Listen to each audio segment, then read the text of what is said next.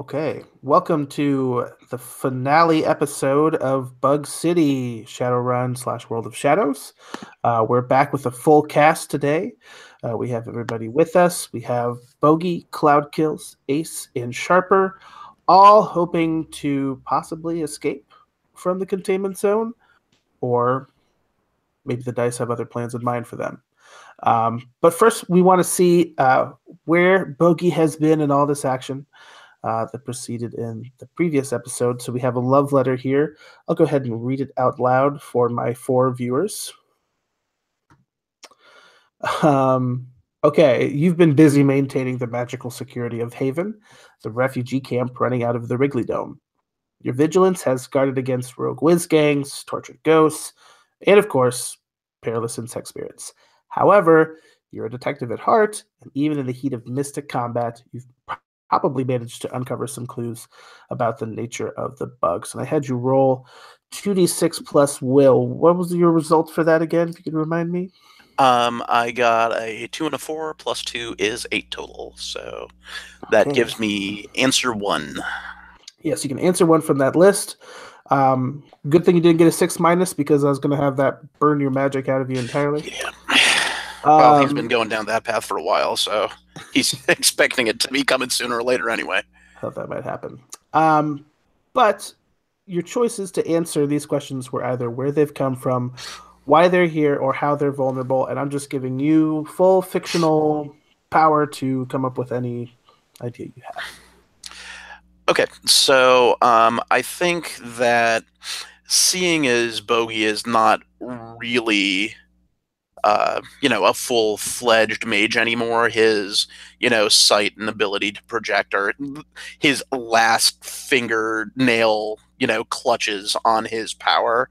All of his sort of, help and aid to Haven has been in like more guidance and making sure their wards are correct and sort of investigating what's out there, helping them avoid magical threats as opposed to taking them on.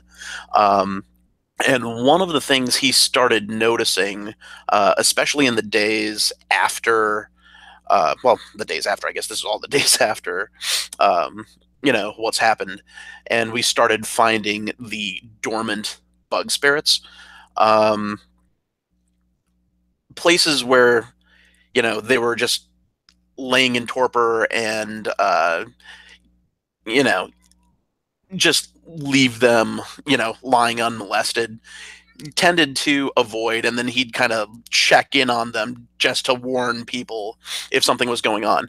And what he started seeing, not frequently, but every once in a while, was that some of the, the spirits would, like, he'd come back to them in like a day or a week, and they would be killed, not by like some rogue, or wizard or somebody coming along and doing so, but almost like they had been hunted and eaten. And this sort of piqued his curiosity. So he started investigating a bit. And ultimately, what he found out kind of unsettled him from afar, because he just couldn't get close without really endangering himself.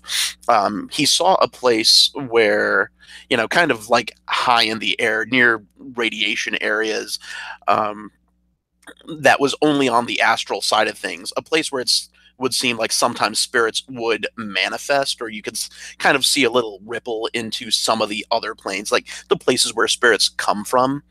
And it seemed kind of like when you turn on the lights and cockroaches would scuttle, the spirits would be doing sort of a similar thing. They would show up and then just like, you know, get the heck out of Dodge. And it was only after that behavior that he tended to see something that had taken bites out of the dormant ones and had killed them. So he has this suspicion that they're basically here because they're fleeing from something worse, something like they've shown up for the first time, as far as we all know. Who knows how long they've been here, but he's pretty sure they're not native. And he thinks that they're basically running in front of something else.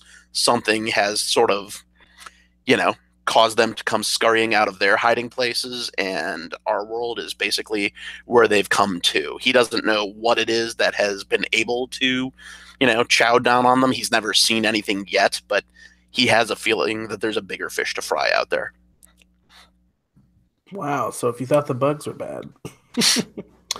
So you've been apprised, Bogey, of this mission that Director Proudfeather, the leader of Haven, has given to Ace, which is to help her escape, get out past the containment zone, and to bring the CEO of a certain unnamed company's daughter with you. Okay? So you hear about an opportunity to leave the CZ and leave all of its inhabitants behind. What do you think of that? I think that on the one hand, he is not surprised in the least that somebody in a position of power would choose to use that power to serve themselves.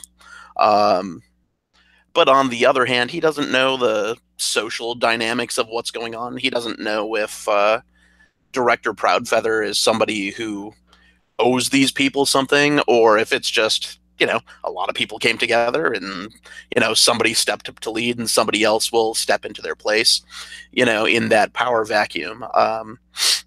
Because he's kind of been out of Haven more than he's been in it, he hasn't really had time to check up on like who the underlings are, like who would be next in line. He does find it kind of fishy though that Proud Haven wouldn't at least like give some word of warnings. Not that he understands the don't stir up anything. People would maybe go into a panic if people started suspecting him of having a way out and not sharing it. But when you've got You're not that the many only people one. counting on you, Yeah, you're not the only one who's had that sentiment. yeah. So he finds it a little unsettling. He finds it a little distasteful, but at the same time, it's not surprising in the least. And he also has no idea who this girl is. And Shadowrunners make their living on sort of disregarding the public at large and being paid to do something in the shadows, which it sounds like Proudfeather is doing. Someone with money wants this girl, and he's delivering it. How's that really any different than what any of us have done in innumerable situations? Indeed. So the four of you are meeting now with Director Proudfeather Ace. You're providing the intel that you've gathered from Anna's and the Mantids, and Cloud Kills. You have some information on, you know, uh, Catherine the Terrible, who's sort of watching over this territory, and in some of your recon too, Sharper, you've seen a little bit of her military organization and hierarchy. Um, so, who is presenting the findings directly? What's your proposition? Proudfeather approached Ace. Yeah, so I think Ace will say to the director, look, I've got some colleagues, some fellow operatives here I can to see that. help with this operation, help with the extraction. Help you run away, I think he means. Yeah. You might say that. My colleague is excitable. And how many colleagues have you shared this secret mission with, Ace? Oh, just the ones present. Just the one with guns who would have your back, Director. Yes, Bogey, as they call you. Yes, I remember your rap sheet. I thought that you were off the face of the planet. Back in my day in Lone Star, little guys like you trying to save the world. Come on. Look at the landscape out there. This may be an unproductive time for threats. Perhaps we could move on to the business at hand. I like the way you think. Fine. What are we looking at? We've got some intelligence about possible mini sub out by the lake. It's a way out. One that maybe the wall or the CZ authorities haven't considered thoroughly. However, does mean going through Catherine's territory. You said you have word of the sub. Do you have a pinpointed location? Are you sure it's even there? We're going to have to go have a look about that.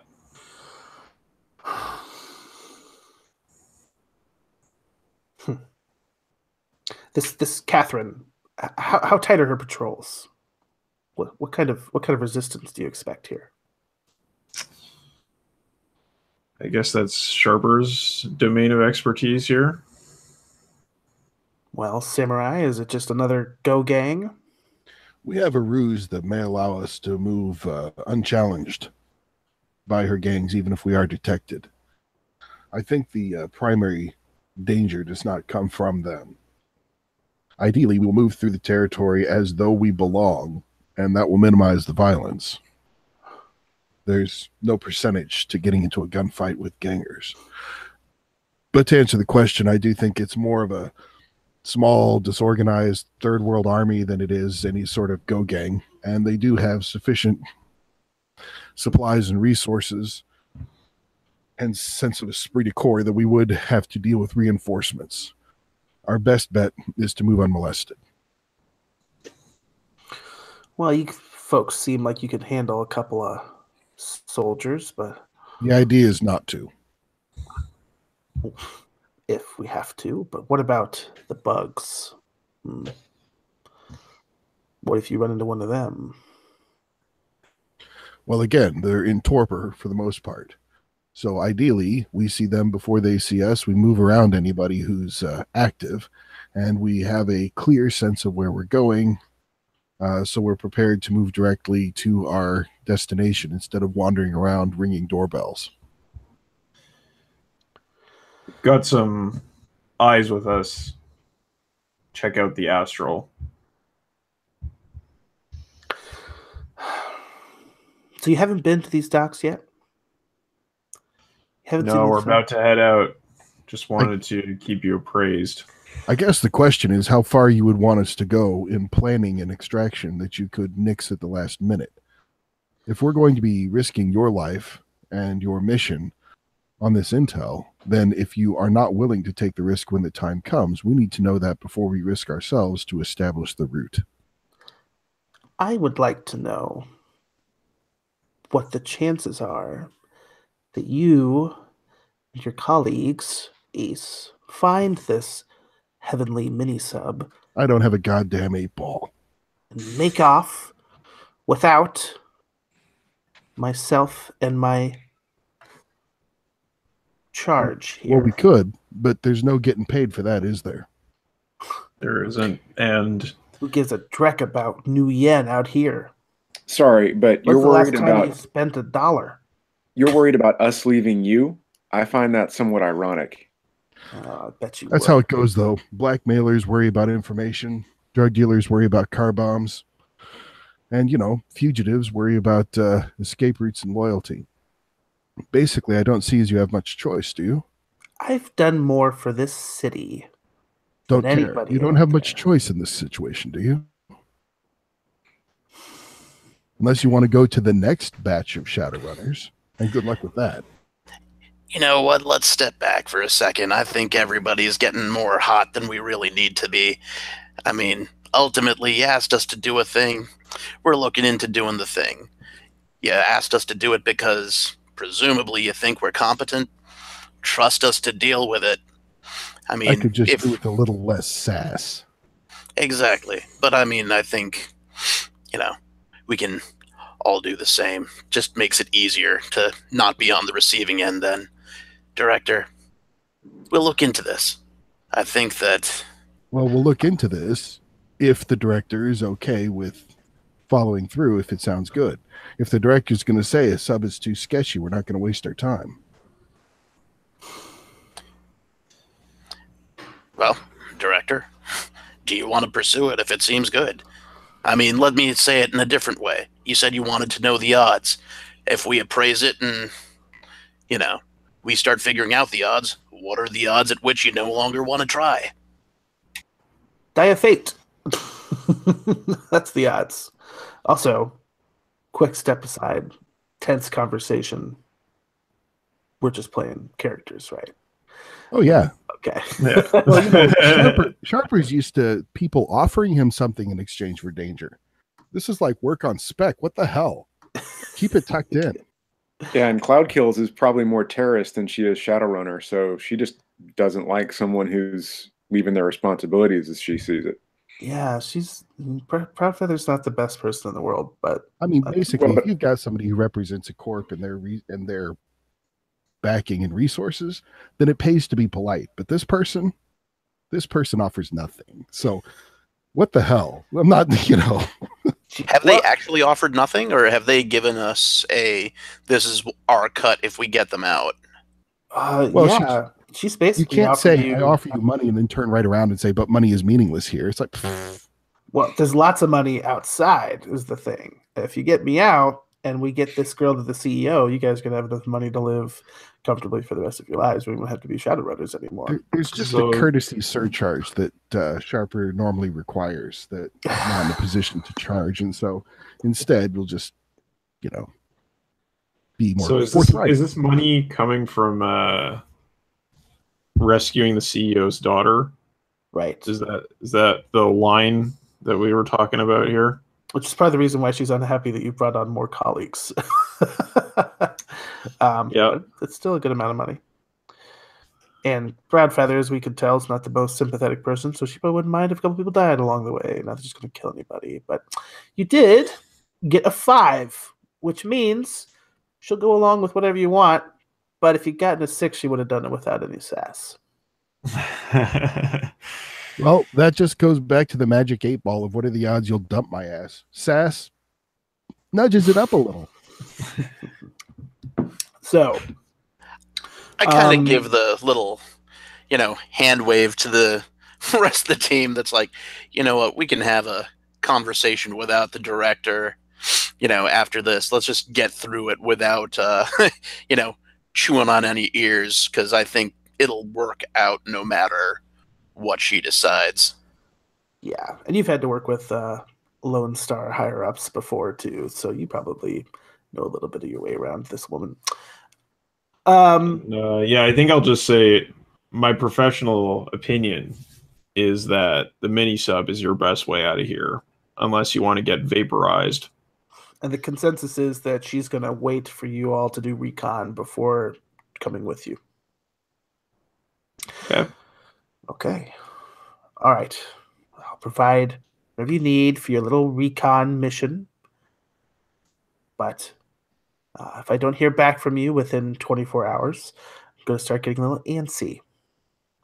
And there's a reason why Haven has stayed around for as long as it has with all these threats. It's because we have our own little third world army to bring to bear. Don't want to mess with me. Just to be clear, was that a threat? I kind of put a hand on Sharper's elbow before it escalates and says, it doesn't have to be, and it probably wasn't.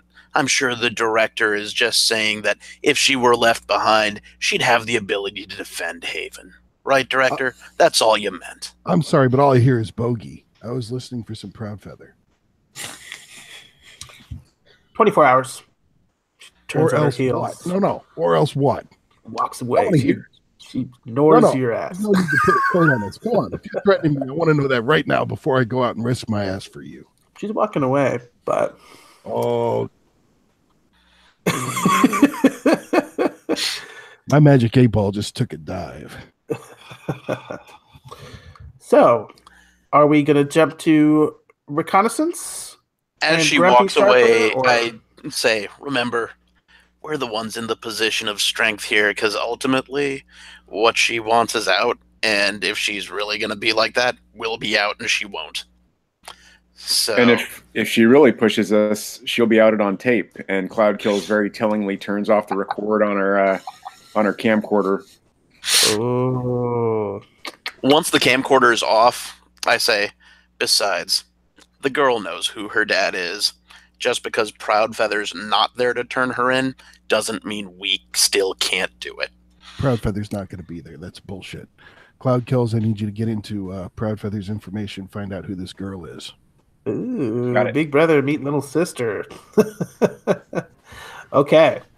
So you guys want to double cross Proudfeather? I don't think we need have the to. option. Okay. Well, we can keep that in Proudfeather is mind, done. sure. Proudfeather, no feathers, no favors. That's no good, man.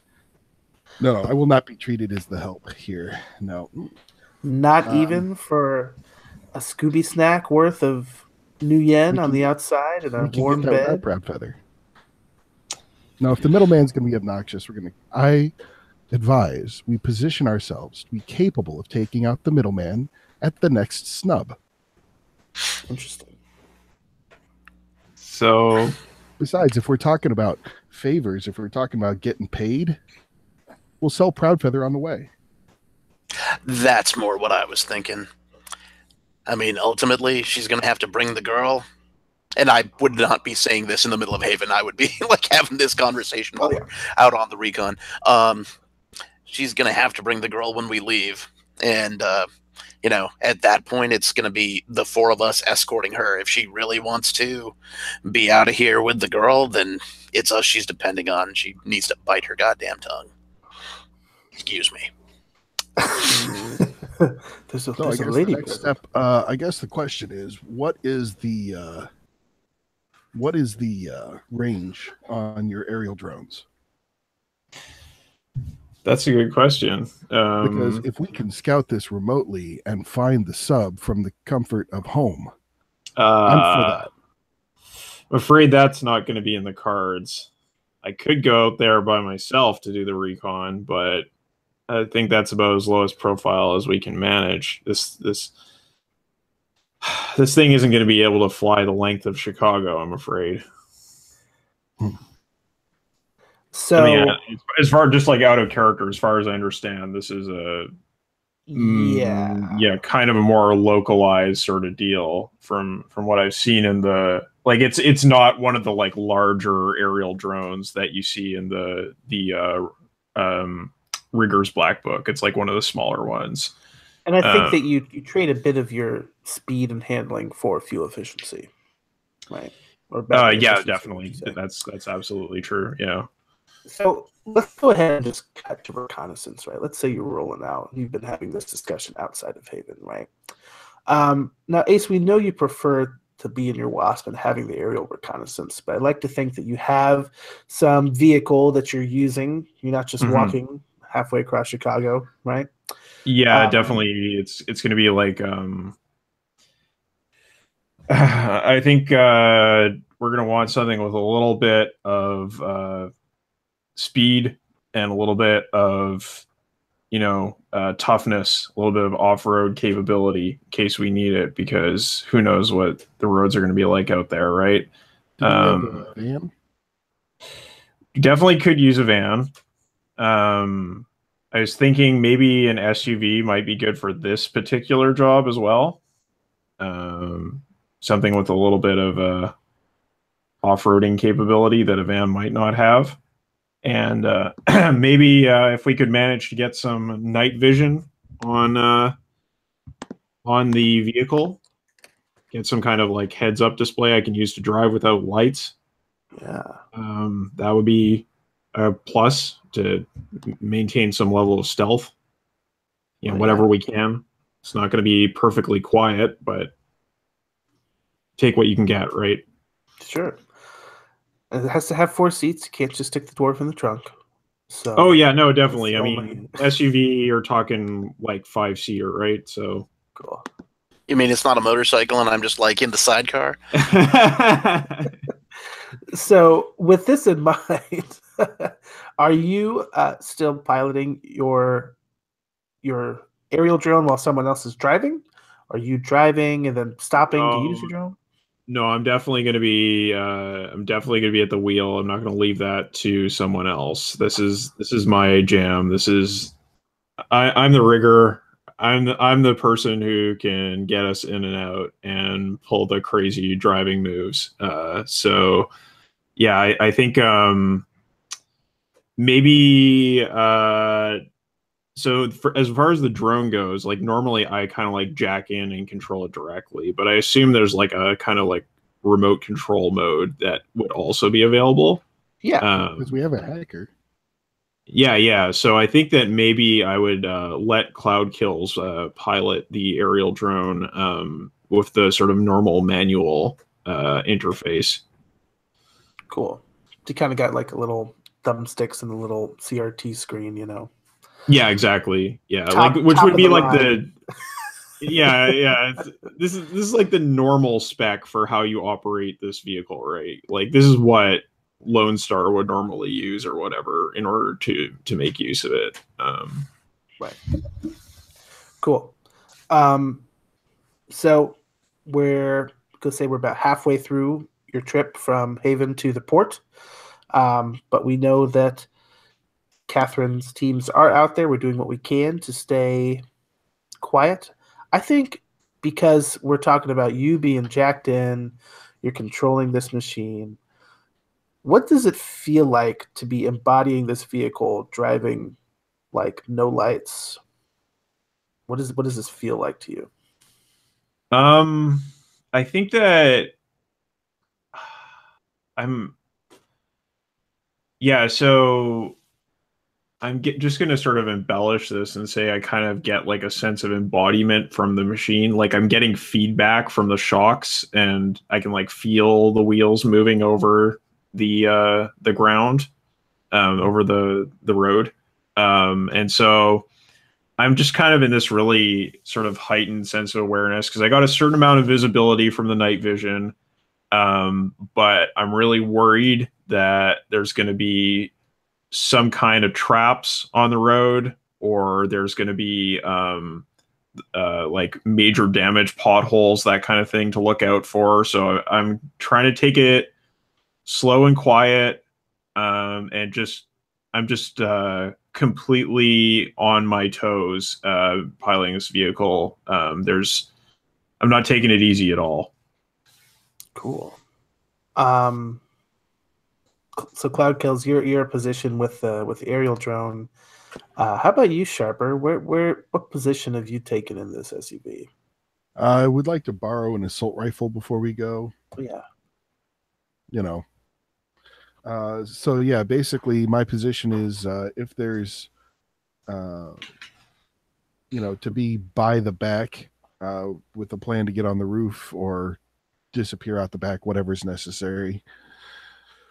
And then just sit there and be like downing my motion sickness drugs.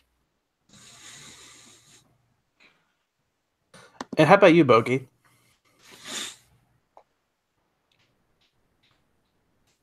Being an astral body can sometimes make you a bit of a hot light, but might also give you some eyes into some sleeping spirits. What do you think? Oh, I'm sorry. I think I might have frozen out. You were talking to me at the beginning of that. Yeah. What position are you taking in the? I'm thinking that like right now, I'd probably be. I kind of like the idea of if we do have a van, if it had one of those like real classic old like little 70s domes. Mhm. You know, I have a little something that I can like poke my head up and look through it, and so I can go astral. I know that like being in a van doesn't block people's ability to see me, but if I can simply like shift over to astral perception like here and there to make sure, okay, we're going down this street, shift over, looks like we can go the next mile or so without an issue, and just kind of check things out.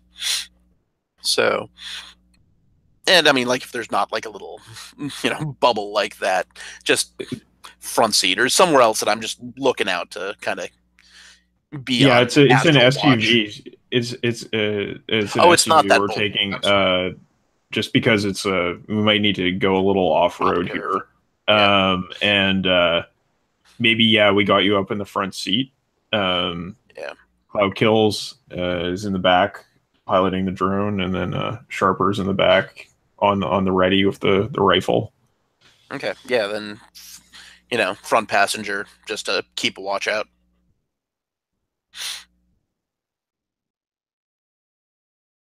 And probably what I'm doing is like I shift over just to vision for a while, look around and say, okay, we're good for the next couple of blocks type of thing. I don't want to be just shining like a beacon, but I'm not going to leave us completely, blind going forward either. So if you're coming up for air every few minutes, how about just as a reflex every now and then you use the data pad to set a rendezvous point as we move so that we all have it. So in case everything goes south, we have a place nearby to meet up. Nice. Yeah. So, well, can I ask this, seeing as I've, been going around, is there like a, minimum pathway that I've got already, having scouted out some of the areas near Haven? I think that these things tend to change over time because the situation here is so chaotic and evolving, even still. So it's hard to rely on any one trail because you never know if some new shaman has popped up somewhere or some gang has taken over territory. So Right. But it is a good question how many miles or kilometers it is to get where we're going, ballpark. Huh. I mean, there's a difference between 3 and 12. I was thinking like half a day or less. I So wanted like 8 miles. I don't have a good mind for these things.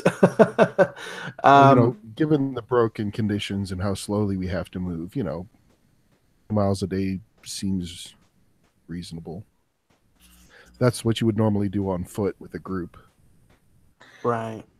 Yeah, I think I'm probably doing about 20 or 30 at the most in this vehicle. So yeah, it's very like school zone speeds.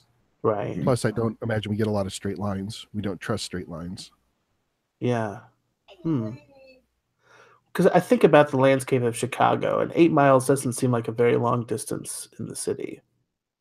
Like the distance between Wrigley to Lakeview would be like, I don't know. I'll come back to you on that because that would be a good little concrete detail to have.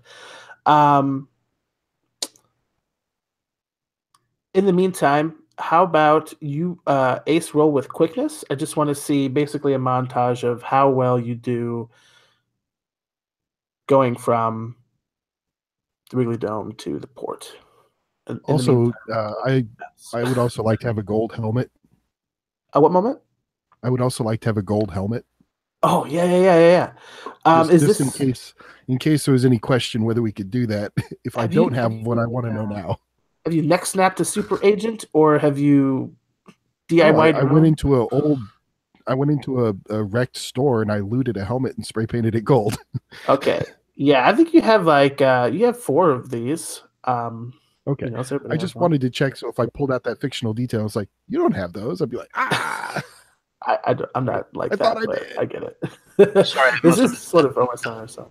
What are the gold helmets? Yeah, as part of Sharper's love letter insight into Catherine the Terrible's military setup, one of the things is she has these super agents, as they're called, who wear gold helmets, and they kind of get to go wherever they want to go, and nobody gets to ask them questions. Okay. So that's what happens when you give OSR players fictional freedom. They're like, get out of jail free cards. No, I love it. I thought they were really cool. Let me think here.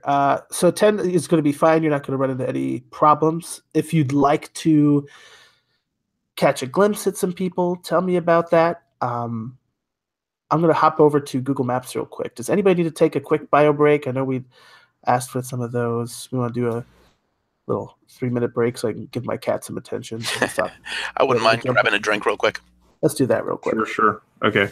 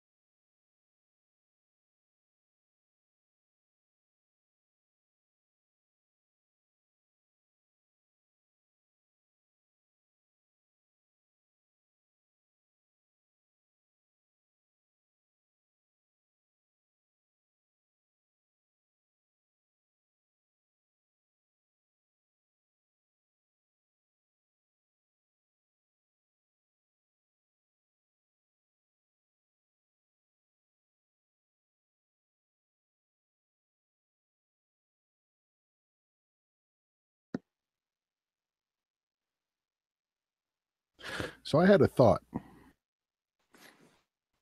What are the odds there's some kind of remote transponder that you could detect being dormant on the grid for the mini sub? Like find it and say, hey, are you still in the inventory? Because, there's really efficient traffic management systems with the old grids. Maybe a account like Catherine would have something like that logged. I don't know. She doesn't seem that tech savvy. So I will say that Wrigley Field is only like a mile from Belmont Harbor, and it definitely don't remember it feeling that way when I was walking around in the city. I was like, I'm never going to get there. It's like 30 blocks away.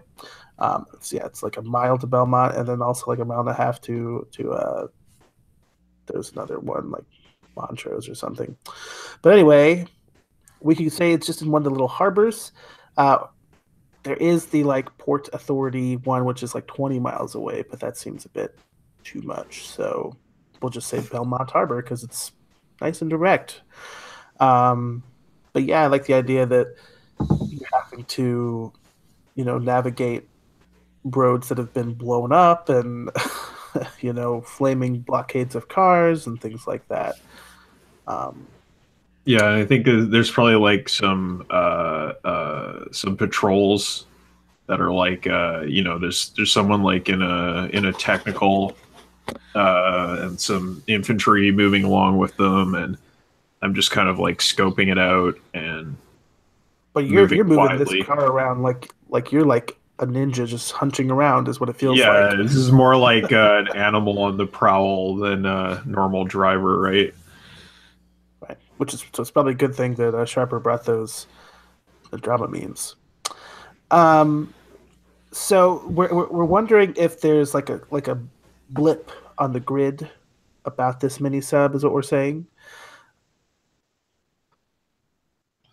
I was just brainstorming of different ways that we could remotely look for it besides, kicking open secured doors and doing manual looting, Yeah, well, I think as far as that goes, like once we actually get into the area, the aerial drone could be of use, right? At that point. I guess the question is, how close is the area? I mean, if 2 miles is too far away, how close do you have to be? Well, I mean, I could look it up, but I assume like. Let's say you've gone to this harbor 5 miles away, and your drone has a range of a quarter mile. Yeah, I think it's probably something about that area, that range, quarter mile, something like that. Yeah. But I mean, a lot of that 5 miles is just, getting through it, so to speak. You could probably find a decent place to hide and park while you check it out. Yeah, I think it's probably like there might be a. Yeah, tell me what it looks like since you got that 10. Yeah, I think we might get into a position in like former like parking garage or something. Like somewhere where we could like if there was like an old if there was like an old mall and we could get into the underground parking area, just somewhere that would be concealed from the street. And then I'd probably take the drone out and start piloting it from somewhere where I was. Like, I don't know, there's some underground parking areas that, like, the ones I'm picturing are like not the super huge ones, but like where it's just like half a floor underground, like, it's like half a floor below the street level, and then there's just like a barrier between the underground, like the garage and the street. So then I would just position myself in such a place where I'd still have like line of sight on the drone, but like I would be partially obscured, right? Sure. And yeah, and I guess the thing I really want to know first is like this facility where the mini sub is held, is it manned at the moment? Is it abandoned? That's kind of what I'm first wanting to know. Let's roll that good old F8. All right. Also, I want to point out that I was pestering with questions about drone range while he was driving, because I'm working on my flags. Okay. Yeah, that's good. Yeah, so yeah, that's fair. Yeah, and he's probably just like we probably stop at a point where like there's a technical going by, and I just like reach into the glove box and hand you the specs for the drone, and then just like keep going. I don't know if you know this, but these are in Japanese. So I rolled a 5. Google Translate 2050. Right. It's like a big like fax machine you put your document through. Find the symbols on a keyboard and like. Who is your god? Okay, Google. I rolled a 5 with the die of fate, which is a pretty good result for you. So I think that means that there's minimal security. There's nobody like here guarding it really. Okay. You see some like yachts that are like all dilapidated and falling apart, and like some are like turned over boats and things like that. So odds are this is maybe like a pleasure mini sub that we're talking about. Like maybe like a tour vehicle, something like that. Yeah, not really a military, like not like a mil spec kind of thing, or like a big corporate deal. So you're out here in your Wasp, right? Mm-hmm. You're flying around. Ooh, can I make a little suggestion? Yeah. I remember in Seattle, I don't know if this is real in Seattle or if this was from just like Shadowrun materials, but there was a restaurant that had like, it was right on the harbor, and, you know, part of the dining room was, you know, below water level of the Puget Sound, and they had decorated. I just did a run with Karma in the Dark set in that hotel. Oh, nice. I was going to say, like, what if they had franchised out to Chicago, and what we're going after is, like, that restaurant's, like, you know, little, you know, luxury, let's go pick up people. Okay. That's fair, yeah. Here's what I'd like to ask you, Ace. As you're flying around here, right, you see that it's here. Mm-hmm. What is your theory that this was left behind, that someone didn't try to take this to escape? And what clues do you see that leads you to believe that? Right. I think what you see is, like, if you look out onto the lake, I don't know a whole lot about this lake, but I'm just going to say this. Like, you go out a certain distance into the harbor, out onto the lake, and you just see like a line of wrecks that have been taken out by like UAVs. That they're like, so like there is like basically a ship graveyard that is a line out on the water, and that's basically just saying like, you don't want to try this, right? Yeah. Other people tried to get out this way on the surface and were destroyed. And maybe, maybe the sub itself, like, I feel like, why wouldn't they try to take it out? I mean, it seems like an obvious thing to do, right? Can I offer an idea if you don't have something off the top of your head? Yeah, sure. Shoot. So I've been wondering, like, if we got bug spirits all over the land, why couldn't there be like massive, nasty bug spirits that manifested in the water too? Mm-hmm. So yeah, totally. If you think like it might be cool if like you're examining the sub and all of a sudden like you see these massive like water beetle jaws just like pop up out of the sound and like take one of those wrecks down or something like that. Yeah. Like there's something in the water for sure. And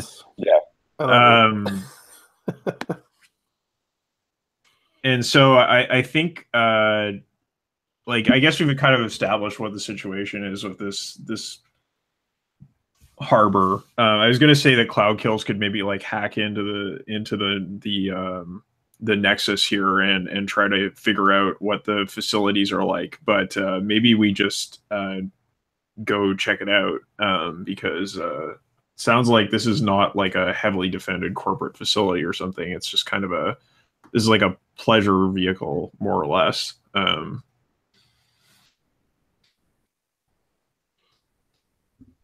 Okay. So I think maybe I would just be like, like Sharper, why don't you go check out the facility? I'll have aerial recon for you. Perfect. So he just rubs his hand across the shoe polish and then down across his face, and heads out the back. I catch you before you go and say, do you need someone having your back, or you prefer to do this solo?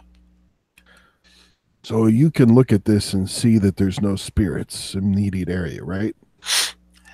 And I take another quick look around. I say, not out of doors, but walls black sight. You're sure? I mean, you've seen this sort of setup before, right? I think it's okay at the moment. Yeah. I'm just checking a flag, man. Clap him on the shoulder.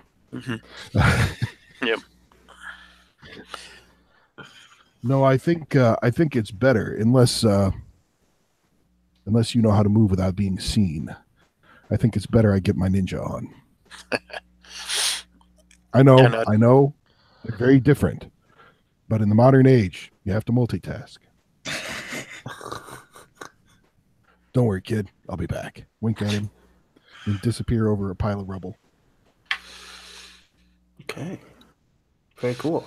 So you're trying to... Because I do have stealth, so I mean, that's what I'm thinking here.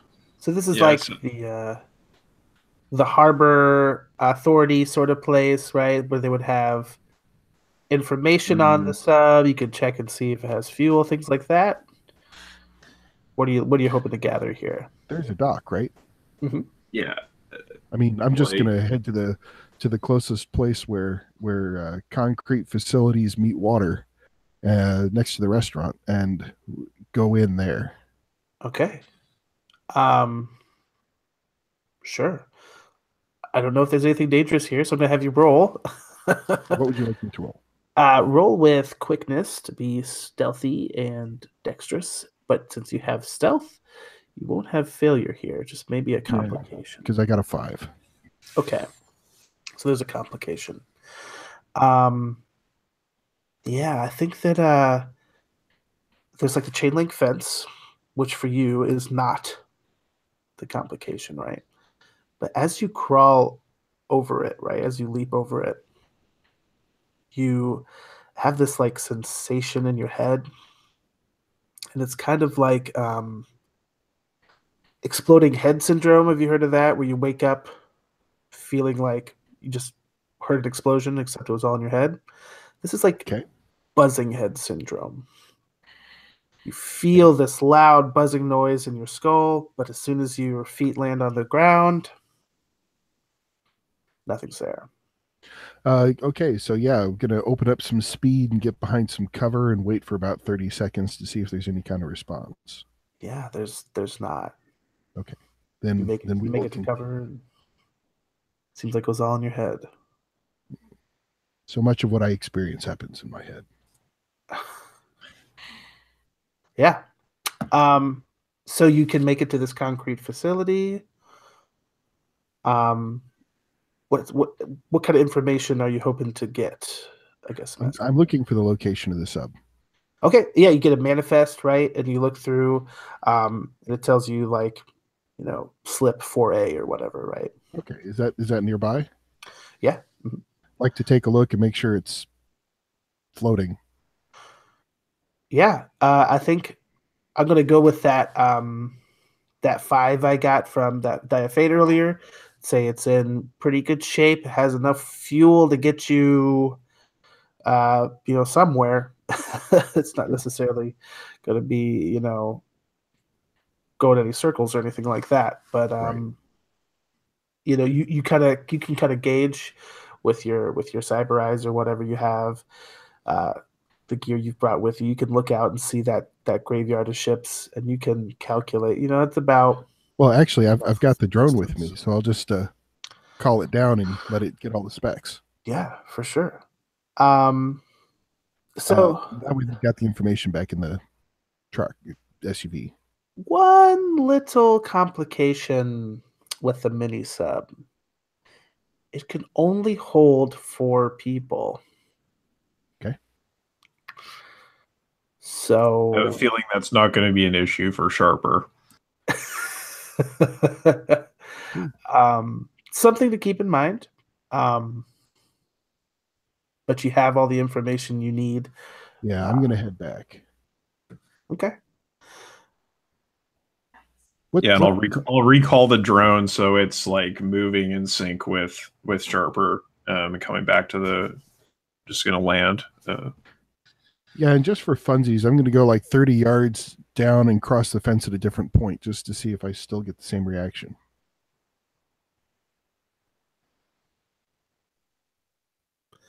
Sorry, 1 second.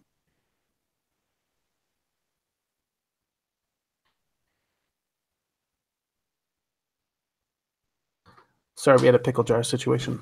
Yeah. Okay. We're in a pickle now. He's going to kill my character.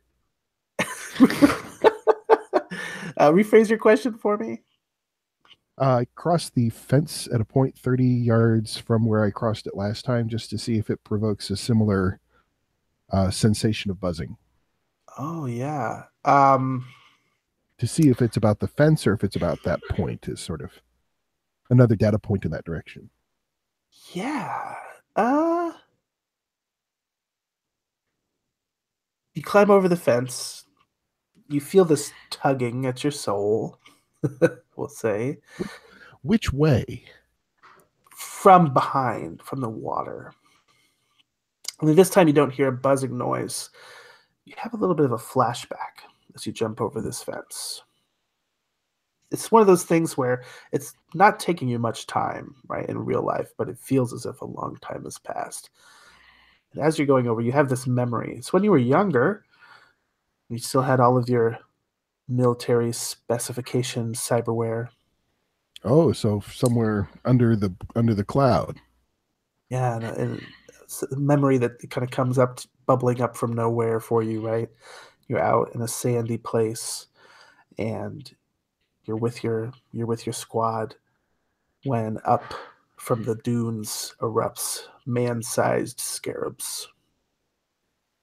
But you land on your feet. Memory's gone. All right, head back. Definitely not an electric fence or anything like that. Right. Okay, so I imagine you're up to speed. Yeah, it looks like you located the sub. Yes. No problems. No problems. All right.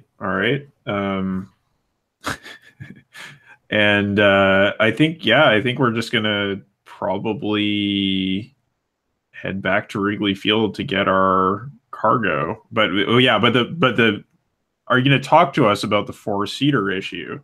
Well, and like I say, I mean, the drone saw it. You guys had that information the whole time I'm working my way back. So, okay, yeah. So I brought the drone down into the hangar for the. Well, yeah, because I wanted it close enough that you could connect the vitals of the sub so that you could verify that it was okay. Okay, gotcha. Yeah, so I just like turned to the others. I'm like, well, looks like we got a bit of an issue. As soon as we noticed that, I asked you, well, do you see any scuba or any other gear out there? I mean, if it comes down to it. Who are you talking to? All of us, presumably. Okay. I mean, he's saying that in the van, right? Or the SUV. Well, that's what I was wondering is you guys could have a conversation before I get back. Right. I was just wondering if you're going to wait for me or if I'm going to walk into some kind of... I mean, you're probably on the way back when I'm like, this thing's a 4-seater. We've got a bit of an issue. So in response to Bogey, Cloudkill says, seriously, what do you want to hang on to the outside of a sub? I don't particularly want to, but regardless of how we feel about Proudfeather, it is a girl we're rescuing. Some kid. Well, I figure she doesn't need a seat. just put her on someone's lap, no problem. It's the director that is the issue here. She can sit on my lap if it comes down to that. Just not that what's there. It's Cloud Kills looks over at Bogey and says, "Nice." So, am I back? Oh yeah, sorry, Andrew. What's up? Well, I just wanted to give you guys a chance, All right, so I think we've seen that there's 4 seats. Yep, we're appraised. Well, here's the thing. I never felt particularly constrained by this here cracker box. If I want out, I'll find a way out. And this here, I don't like the taste. I'll help you, but I'm not going with you. All right. What do you want? You want some compensation? Something we can do to help you? We may revisit that issue if it ever comes up again. All right. Cloud Kills is kind of it's tapping this. just a question. That leaves us with 1 seat left to free up. Cloud Kills is kind of tapping this pouch of CDs that she's carrying everywhere, and you guys know that this is like what she. These are all the CDs that she's gathered. You know, the interviews that she's taken and everything, all the data she has, and she says, "I can't leave either. There's too much work to do here." Oh, but you could take what you've already got. It's not going to get anywhere without you. If you don't have your passion to push it, then you overestimate what the world will do with that information. That's going to get purchased like a pay what you want PDF and tossed in the pile of human misery for the voyeurism of others. Without your passion, that is nothing. Oh, I'll send it. I'll send it first, but without another you have seat. to follow up. You have to be there. That is part of your life to live. I mean, to be fair, Cloud Kills, what are you planning on if you're doing here? More documentary? I mean, they've already seen that it sucks. I mean, if they view what's on there, they know. I mean, maybe you can point out another face or point out another tragedy. But Sharper is right. What more are you really going to do unless you just want to be the one, cooking and cleaning in here? Cooking and cleaning. I think if you'd been paying attention, you'd see that there's a lot more work to be done in here. I've seen that some of there's a lot of people to do it too. I don't see anyone else walking around with a camcorder. Haven't you noticed that some of these patrols that are operating under Catherine are a little bit too well trained, that they're a little bit too well equipped? I think there's probably a lot more stories to tell here. I'm not cooking and cleaning for anyone. Part of the difficulty is also that no situation remains stable. It either stabilizes or destabilizes. If they were willing to do what they've already done to Chicago, it's only a matter of time until they nuke it, until there's nothing here. The situation is not getting better, and the authorities have no recourse but violence. This place is on a timetable, and Cloud Kills, you can't be here when that timetable reaches 0. Well, someone's got to get out of that last seat. That may or may not be Proudfeather. And I just say about that, look, it's a job, but I've got no particular love for Lone Star. Had more than a few run-ins with them back in Seattle. Ironic, me too. But you have to be on the sub because no one else is going to make it tap dance like you do. I've seen that sub. It's got a fat ass. It's going to require somebody with some finesse to get it through. Oh, no. I'm talking about leaving the director behind. Sure. But I just want to make it clear, you've got to be in that driver's seat. Oh, yeah. It's got my name on it. Don't worry about that. I'm not staying here. This isn't my city. I do like the fact that it's got LED chaser lights inside. I thought that was a nice touch. Well worth the expense. It improves the experience significantly. Oh man, yeah, just out of character. It's like when you turn on the sub, it's like there's the tour guide music that comes on. It's like, yeah. Welcome to beautiful Lake Michigan. Love it. So we're returning to Haven, but it sounds like we're trying to take the girl and leave the director. For one, I don't know that we've made that decision yet. And for another, Tell you what, folks, this situation could change. None of us want that. So I'm taking this communicator. I'm going to keep an eye on the sub and the environments. Anything gets hinky here, I'll give you a heads up so you don't walk into it cold. Appreciate if you can't raise me, approach with extreme caution. And then I'm just going to walk away from the van, truck, SUV. All right. I had a question for GM. Is that tower anywhere near? Because we kind of said that they were going to be in the same area. Is that close? Maybe. Are you looking to see if it's in visual range, you mean, or? Yeah, like if I look down the coast, do I see a giant tower sticking up? I think in this case, it's you don't see, like, you look left and right. No, it wouldn't work like that. I'm going to go ahead and say, yeah, you see, you don't exactly see a tower because it's dark out. You just see like a pulsing red light kind of up high, which would suggest like a radio tower or something like that, right? Okay. What feeling do you have when you look at that tower that lets you know that's the one? I think Cloud Kills just gets this sense of like fate, like that's where she's supposed to go. That's going to be a major turning point in her life. Yes. And I think also as the purpose in life. Yeah, as the van is about to speed away, like as it's about to corner, she just like opens the side door, the passenger door, and just steps out onto the ground and looks back at Ace and says, "There's something I got to do," and shuts the door behind her. Hey. And with that, I'll look at Ace and be like, you got here pretty easy. Why don't you just bring the other two back? She's not just walking out there on her own. And, I'll get out behind her. Yeah, okay. I see how it is. So I'm probably just like swearing under my breath in Elven. Right. Yeah, Sparethiel.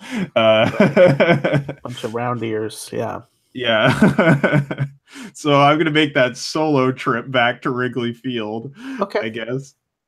So I want to hop to our scene with R3 and see what we're undertaking here. But I want to know for Ace, what is your plan when you go to Wrigley Field? Do you want to tell Proudfeather everybody's coming along and it's all going to work out fine? Are you going to try to kidnap the girl? My mind is racing at this point because my plan was to get Proudfeather in the vehicle and then just ice her. But that's not in the cards anymore because I'm alone. So I'm just like, oh, what am I gonna do? And I don't think there's any way I'm getting that kid out of the Haven without Proudfeather's help. I think I'm probably just gonna be like, stick to the plan, get Proudfeather and the kid, and I'm probably going to be saying on the communicator to Sharper, like, listen, you better have an ambush ready for when we pull up, because I can't take down the director by myself, not while I'm driving this thing.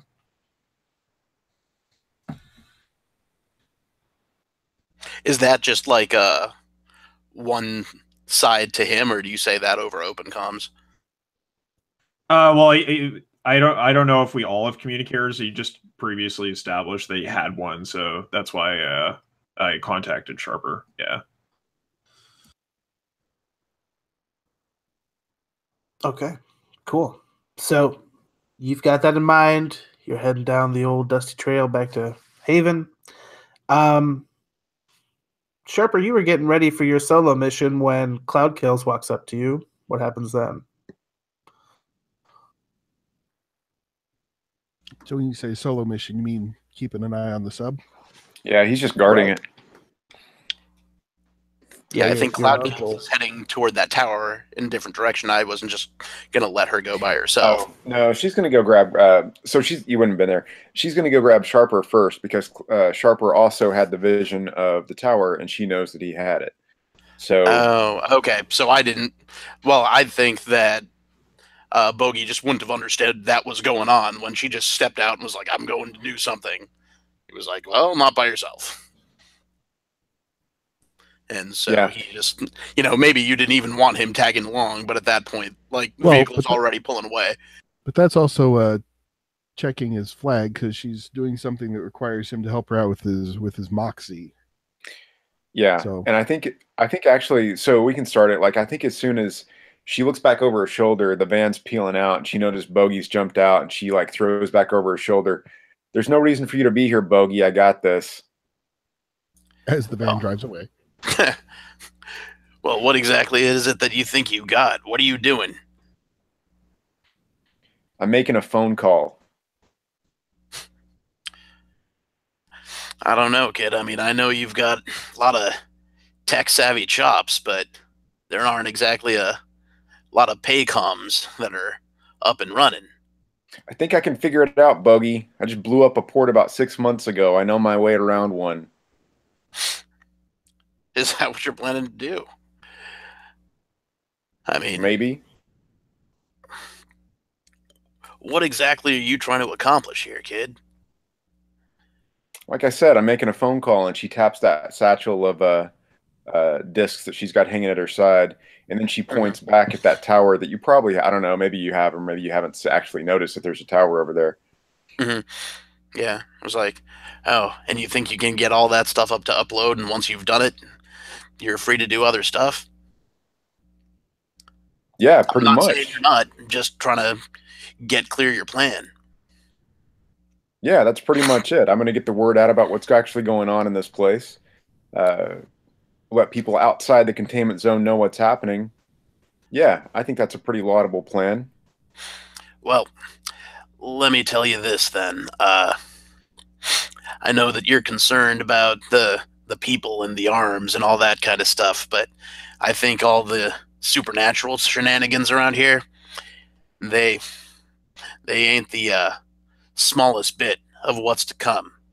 Here, I'll tell you about it as we go. And basically, he'll kind of give you what he suspects about what's happening with them coming here in front of something else. Yeah. So I think as soon as he like leads in with that, she kind of like eyes him up and down and says, "Bogey, you grate my ass sometimes. But here, talking to this," and she holds up the mic and has you starts recording as we're like walking along to go get Sharper, so that you can put your details into that. Yeah, and before he starts, he just looks at her and says, "Oh, kid, I think you got some good instincts. I'm just saying that maybe this is the story you want to be pursuing if you're going to stay here to do so." And then, yeah, we'll keep on going if that's your plan. Yeah, that's a good little cut to Sharper if we're going to go that way. Right. Yeah. So what's going on there? Sharper is up on a traffic light that's bent towards the foliage of a tree because his left leg still has some good juice. He can do a straight up jump pretty good. So he's climbed up where he's got a little bit of a view, but it won't hurt too much to jump out. He jumps with the right knee, lands with the left knee. Everything's good. So I'm curious, because you're like, especially now that you're high up and you're very observant anyway, have you seen the tower yet? That's a good question. What do you think? Is that the sort of thing that would have drawn my eye? Absolutely.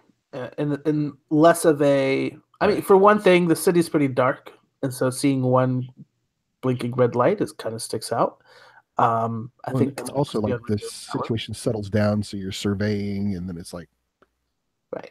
And I also think that there's a little bit of a supernatural drawing. Like you're magnetically drawn to look at this thing. Yeah, I'll drop off the pole. Well, this is a surprise. Did Sharper tell us about the pull he was feeling before, and then out of character, was that pull toward the harbor, or was it actually toward the tower and he didn't realize it at the time?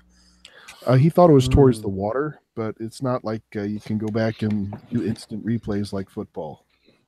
And no, he didn't tell everybody about that because it didn't seem like a dangerous detail at the time. This isn't Live Journal. I will say that he probably saw the both of us, get out of the thing if he was sitting there, and then like sees us have a conversation and start walking toward him. Sure. So what's the new plan? So Cloud Kills just says, so have you seen it? No, the tower there? Yep. Yeah, it's probably all the buzz, huh? I figure we got a little while before Ace gets back. You want to go for it? There isn't much opportunity to tempt you into danger, is there? I know what I got to do. Let's do this. Ace. Wait, it sounds like you guys already had this going on. What is this? I mean, like, I know that she wants to upload this stuff, but it seems like it actually means something to you. I thought this was her mission. Well, that's the thing. Mysteries abound. Ace, you read me?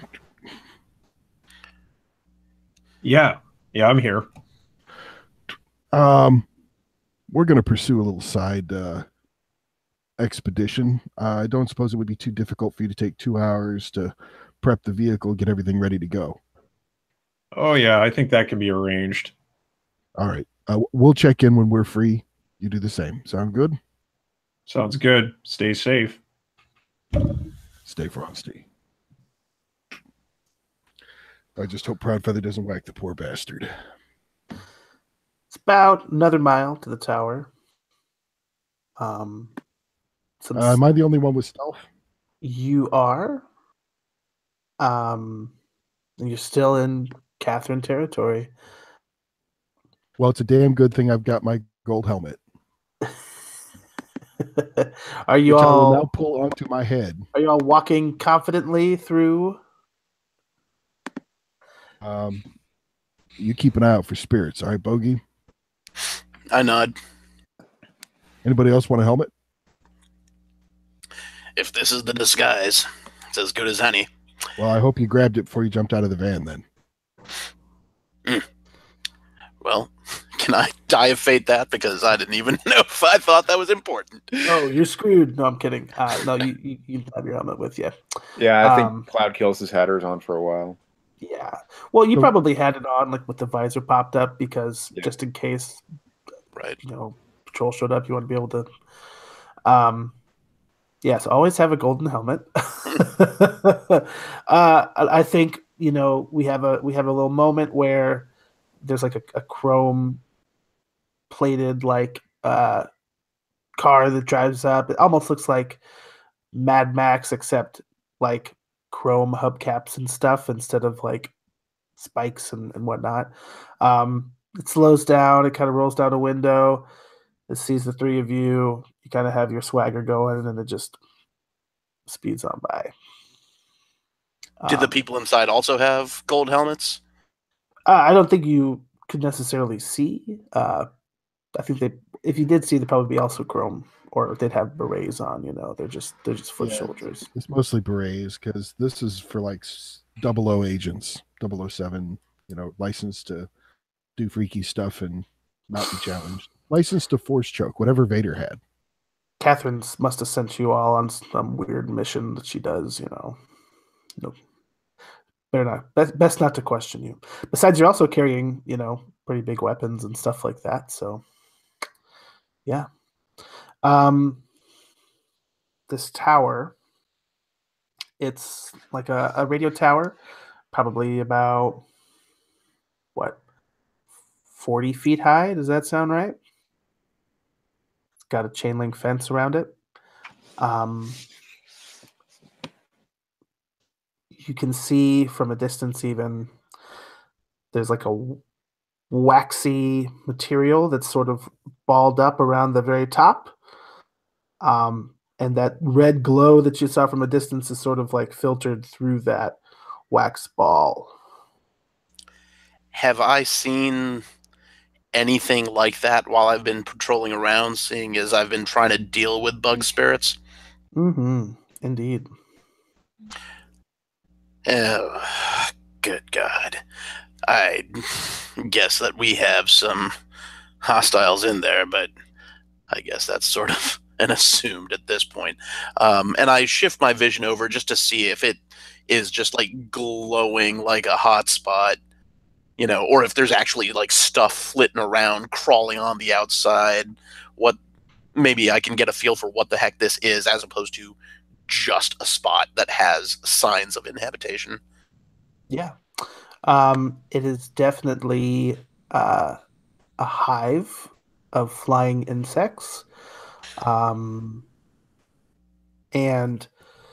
that glow that you see kind of pulsing, it's not from like a powered light. It's from like photophosphorescent insect bodies. This looks like lightning bugs in here. Is that only clear from the astral, or is it all three of us can see that as we get closer? I think that you can tell because that electronic light might not otherwise show up in the astral, or it would be like monochromatic, like a street light, right? You wouldn't be able to see what color it was. Right. Okay, got it. So because it still has its vibrancy and its color, you know that it's Mhm. not digital. Okay, so yeah, I'd pass them on. I'd say, whatever that is, guys. I mean, it's over on the other side too, so it's not just a broadcast light, unless it is, and it's not the kind of broadcast we're normally talking about. I think Cloud Kills looks up in the direction of the glowing light and just says, "Well, Drek." So here's what you know from what you see. I'm assuming you all haven't gotten close enough to make your position known or anything like that. I think Sharper's smarter than that.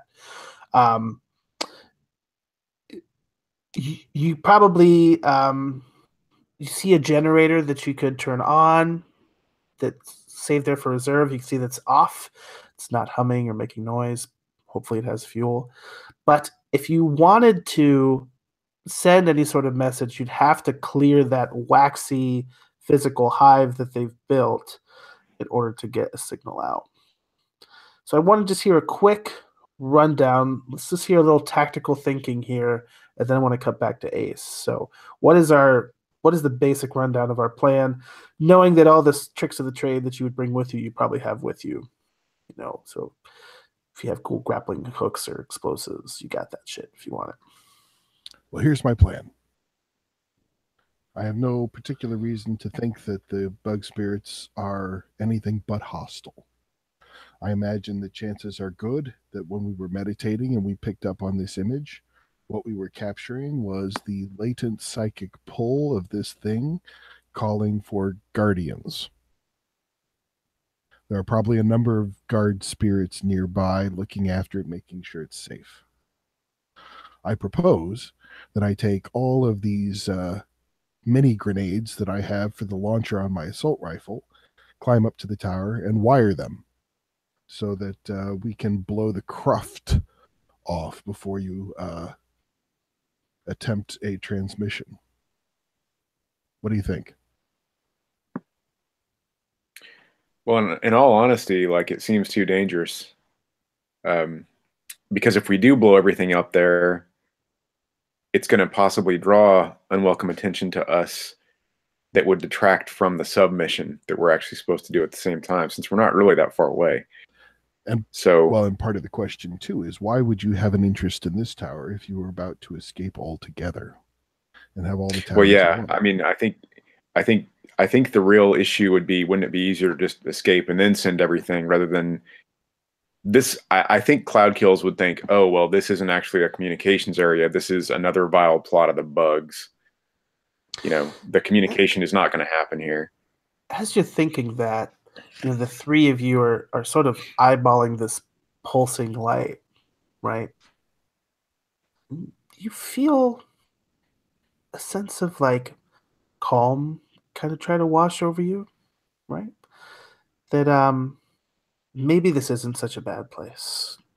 Are some sort of like little thoughts that are going in the back of your minds, like, maybe I think it comes in different forms for different people. Like for Bogey, it's like maybe they're on the run from something worse, right? Maybe they're not trying to hurt people. They're just trampling them on the way out. It's just a stampede, right? They don't mean to hurt you. They're just trying to escape, And for Cloud Kills, what sort of encroaching thoughts are telling you that this isn't a dangerous place? Does it feel like it felt in the Universal Brotherhood Chapel? Well, I mean, like, because she thought that, oh, maybe these guys are actually doing good things. Maybe they aren't malevolent. She had that brief moment where she kind of thought this could actually be a good thing. I think it's what's calling out to you, particularly Cloud Kills, is that this is an opportunity for you to like seize your destiny, to like have a purpose. That all of this, you feel like all of this illuminate the Illuminati stuff you've been doing is just screaming into the void. But if you could deliver your message here, if you could just come and talk to them, right, you could probably find your purpose. And then you wouldn't be so empty and feeling so alone anymore, right? If you could just maybe you could even just talk to the bugs. You don't even know. How about you, Sharper? What are things trying to tell you? For many years, I have meditated on the nature of nature, the natural world, the natural order of things. And the natural order of things is both majestic and predatory. It is utterly merciless.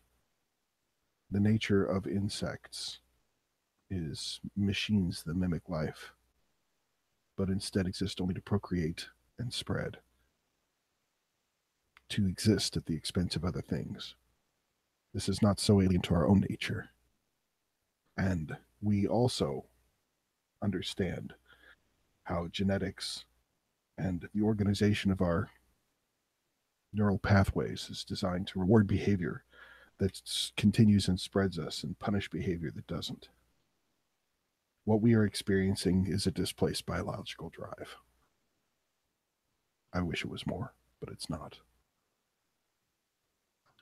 This is what you tell everyone, I'm assuming. Yep. Cut to Ace in Haven. Yep. You got back, you got your recon info. Who you going to? Well, I think that I'm going to go to the director and say, look, get ready. We're going to go.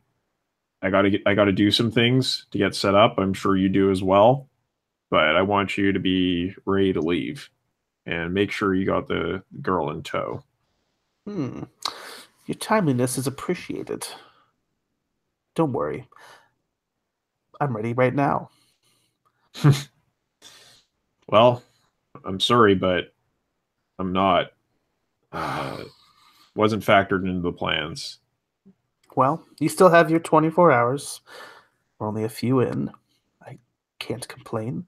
Besides, I want to make sure everything's fueled up and ready to go before we go.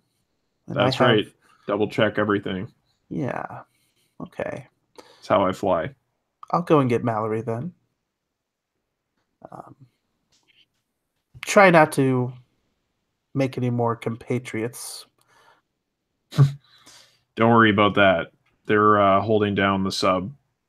Glad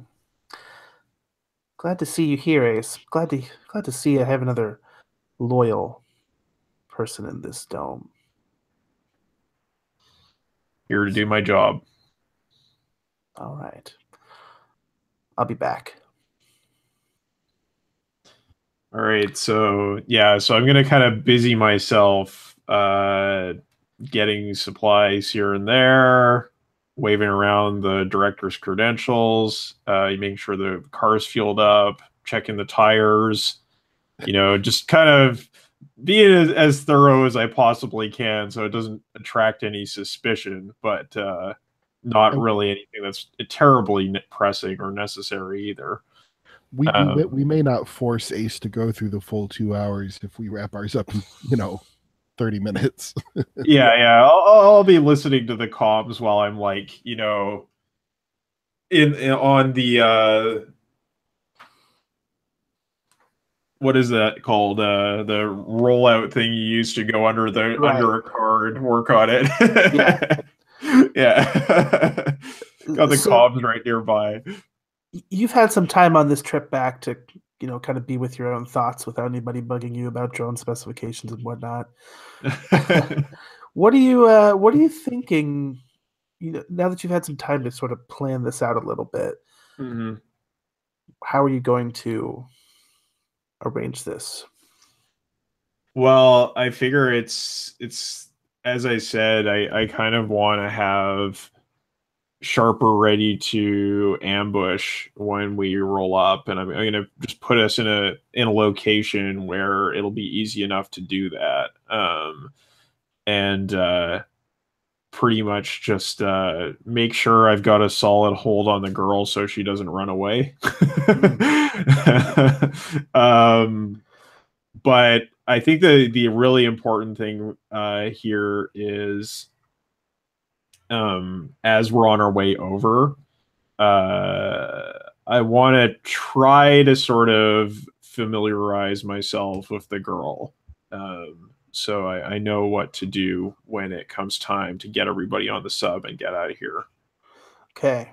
Well, all the director has let slip is that her first name is Mallory. I think that's the first time you've heard that. If you had a nice access to some public grids, you could probably do some searches on the news sites to find out CEOs. Yeah. None of that's active right now. Yeah, might have to wait until we get outside of the CZ. Did you want to do any like booby trapping of your car, anything like that, you know, or with your time? Or do you want to make sure that it's clean if Proudfeather does any sort of inspection? Yeah, I mean, I'm gonna give it a thorough once over. As far as booby trapping the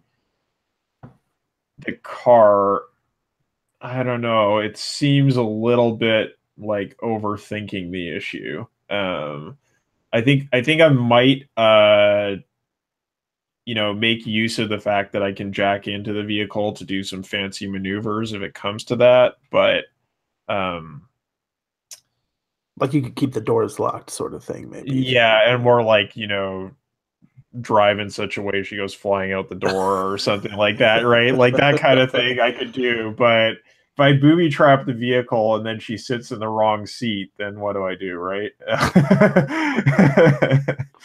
Man, well, I guess you won't let me hoist you with your own petard then. Yeah. Sounds good. So, mind control is a tricky thing to try to introduce into any role-playing session, and I prefer not to in this case. We can still wait a minute for Tejas to get back, but I'm not going to say these bugs overpower your mind. I'm definitely going to give you an opportunity to fight back, but I kind of want that to be narrative. So, describe what that's like for you. What confidence comes from within that tells you to fight against it or not.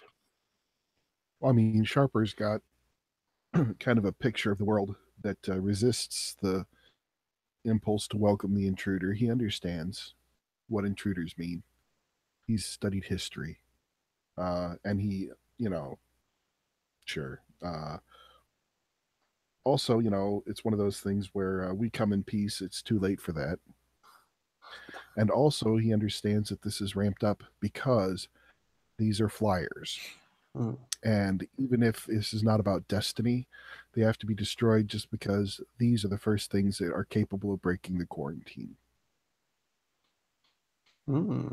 Interesting. How about you, Cloud Kills, while we're still waiting on Tejas? What do you think? Yeah, so aside from that impassioned speech by Sharper a minute ago, I think it actually lets her, like, I think this is kind of a turning point for her because I think before the Universal Brotherhood episode or issue, before that came up, she probably would have been more inclined to actually believe that something could be like destiny or fate and that this group could be here, you know, without necessarily trying to kill everybody. or for its own ends. But I think things have changed in between now and then. She's just seen the leader of an organization try to literally bug out, no pun intended, and leave all her people behind. She's seen these bugs murder a large number of people. She's seen the Universal Brotherhood try to screw over the poor people that they were trying to take care of, or supposed to take care of.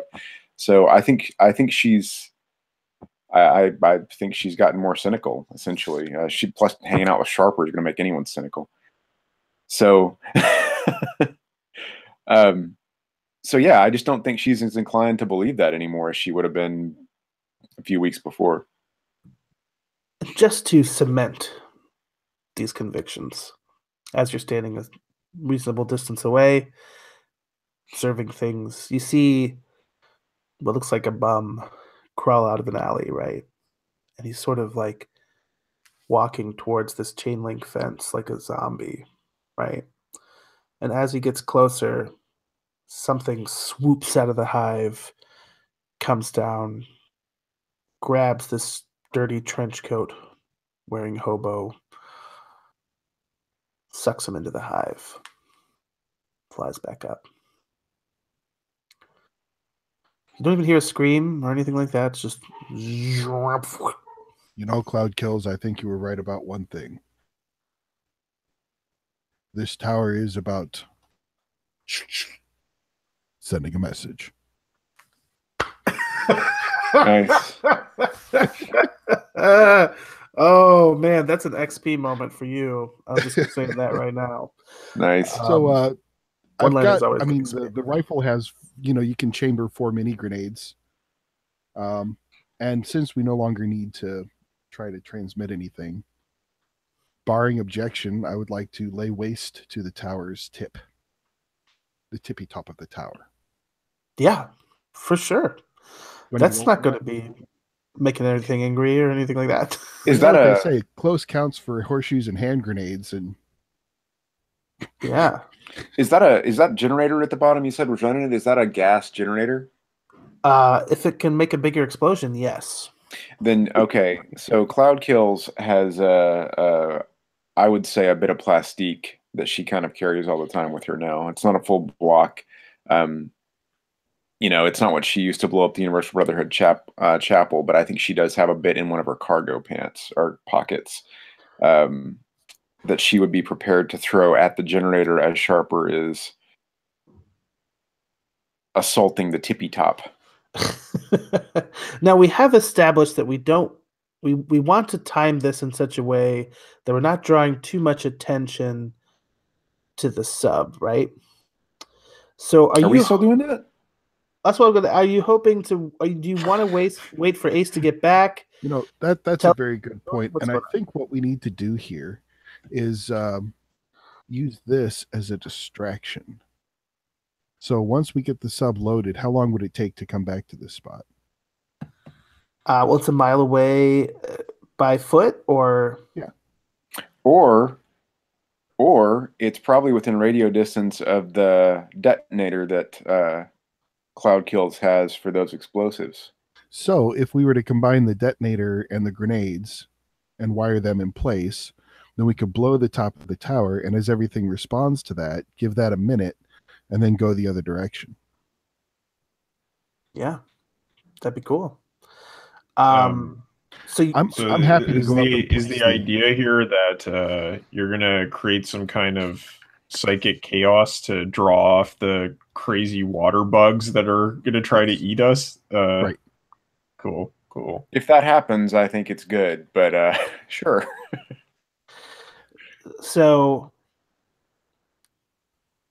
as far as we know at this moment, Cloud Kills is planning on getting on that sub. Yeah. At the moment, yeah. At this moment, I'm going to assume that Bogey's getting on the sub. Sharper sort of said he's not necessarily. He's going to try to find his own way out, right? Cloud Kills, are you accepting that, or do you think he's going to come through in the end after all? What, the Sharper's going to actually get on the sub? Yeah. No. So Cloud Kills thinks that Sharper's going to stay, but Cloud Kills also hasn't bought into the idea that we're gonna like murder Proudfeather. Right. So she doesn't really know there's going to be a space empty. So, yeah, if there was a space available, she needs to go send the message out. She might be willing to go do that, but she hasn't really thought about, she hasn't really thought about it because she doesn't think there will be a space available. Okay. So you coordinate with Ace. And how, let's see. First, I make my homemade explosive, and I'm going to try to climb the tower and place it because I have athletics and stealth.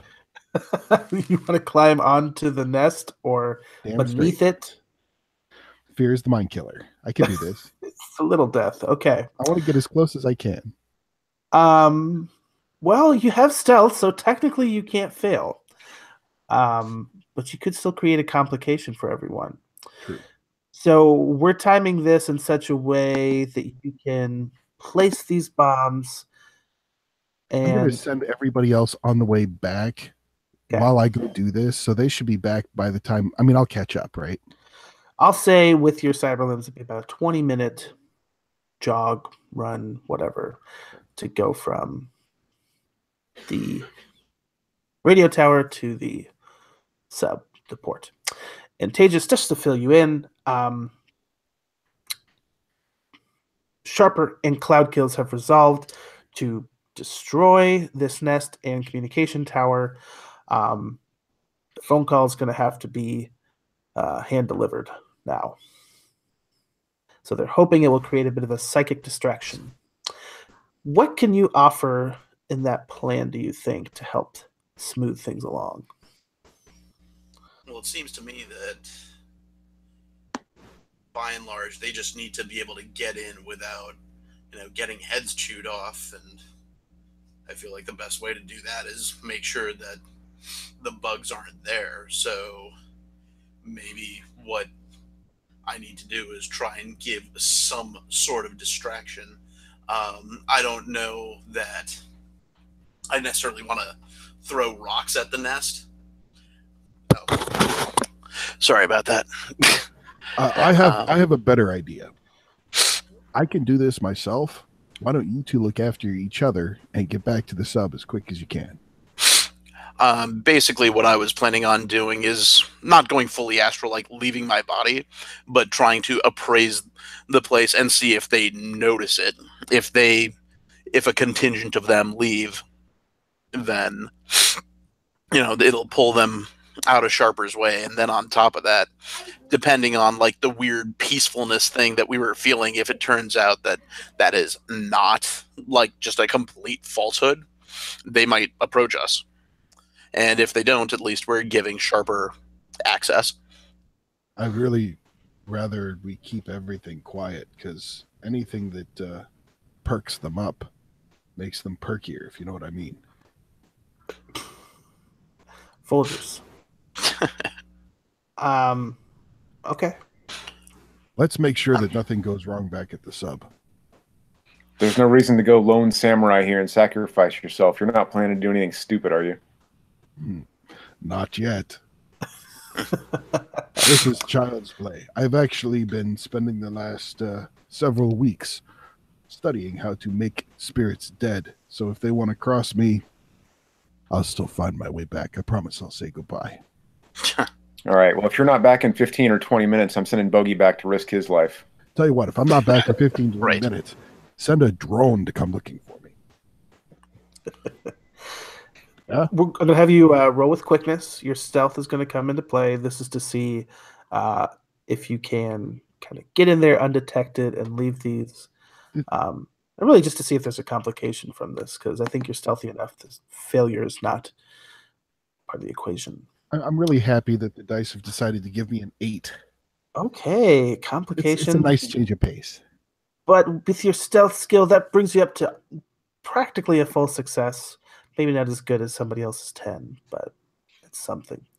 I'll look at the results of that in a minute, but I want to see a scene with Ace. You have the car ready. You stalled as much as you can without getting suspicious. Well, and also, I don't think this is taking us anywhere near 2 hours. But before we go, I just want to point out that I'm using athletics to climb and also stealth. So I've got 2 skills at play here. Yeah, I think they would both help you out. So you're going to be good. So basically, you're rigging these things. You're going to be able to get a closer look at these bugs. I think if you got into full 10, we might have been able to also throw some info your way, but you're not creating any complications for anybody else. That makes sense. And we'll just say before we cut over to Ace that you can tell that these particular flying bugs are indeed like a lightning bug type bug, but you know they might not have a wasp stinger or big old teeth, but they do have hands and they have gravity on their side. They're vicious magic bugs. It's all good. And yeah, they have like a weird psychic thing. Okay, Ace, Director Proudfeather walks up. She's accompanied by 2 people. One is an orc wearing like a bulletproof vest, and he's got a nice little SMG with a little scope, nice extended clip that you can see. He's got on a pair of dark sunglasses. She's also accompanied by a late teens, early 20s female. She has pale skin, dark, long hair, and she's got on like a punk rock jacket. But, you've hung out with criminals and punks and terrorists and who not. So you can kind of get the vibe that this is a girl who, she's wearing the punk rock leather jacket, but she's got the like Versace. She's an Avril Lavigne type. Yes, there you go. Perfect. She's a skater girl. So yeah, it's Hot Topic. Exactly.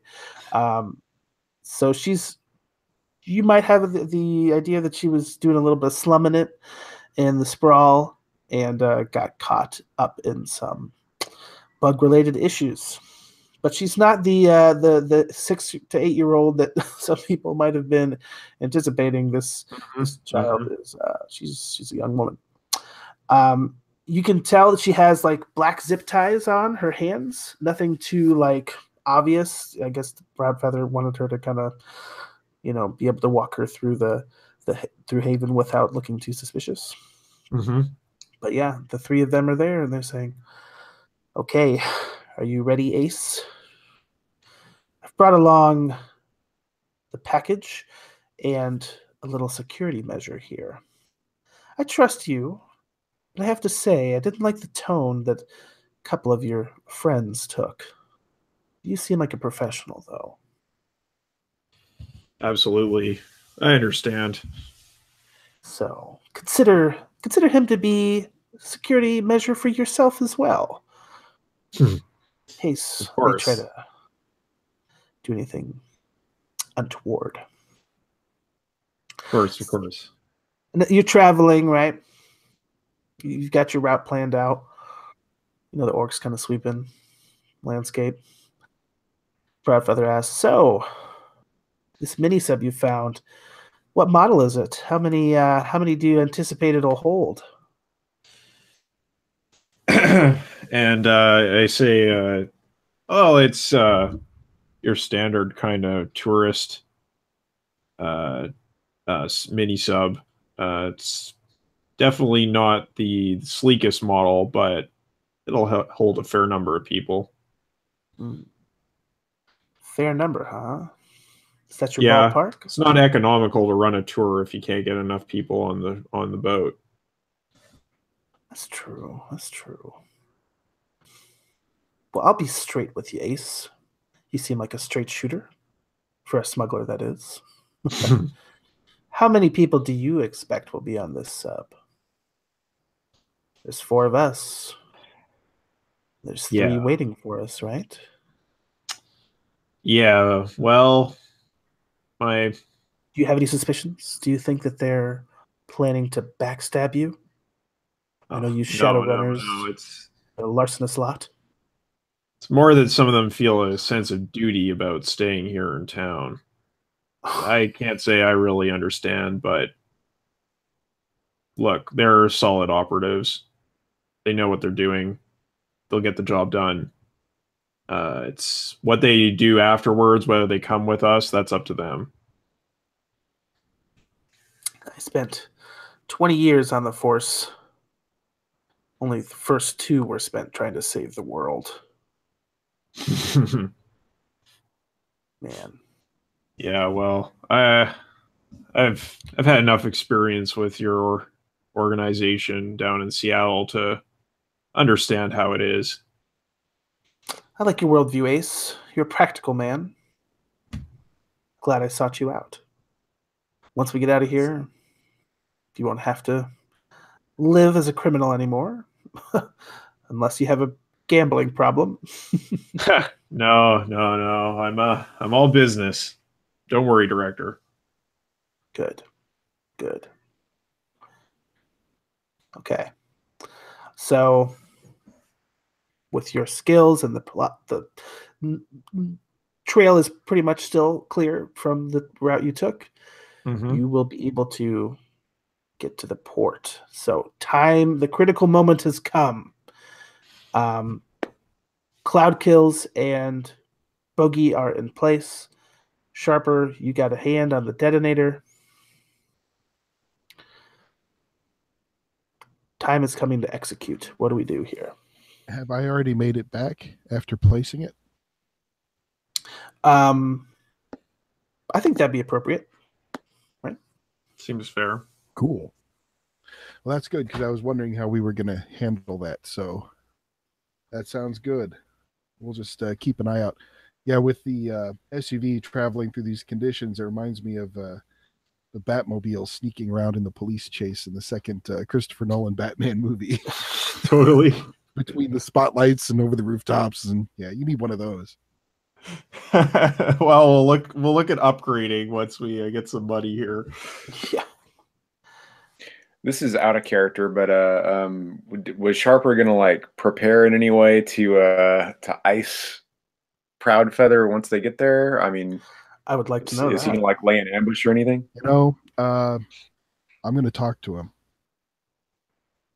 Go face to face, huh? Yeah. Okay. Well, yeah. So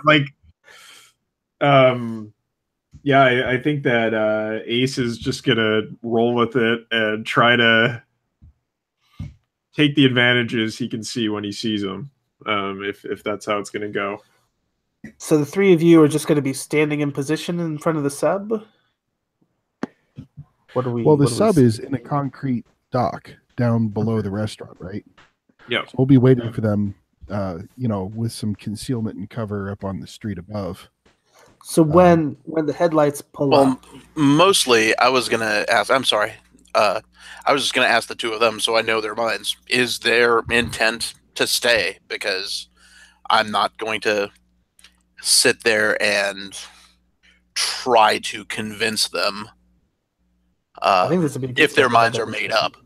So, I mean, I know that Sharper is. It seemed more like you were planning on staying just out of pragmatism and not wanting to deal with Proudfeather, and the fact that you were figuring that you could do it on your own anyway. But, like, do you guys plan on being with, on the sub or not?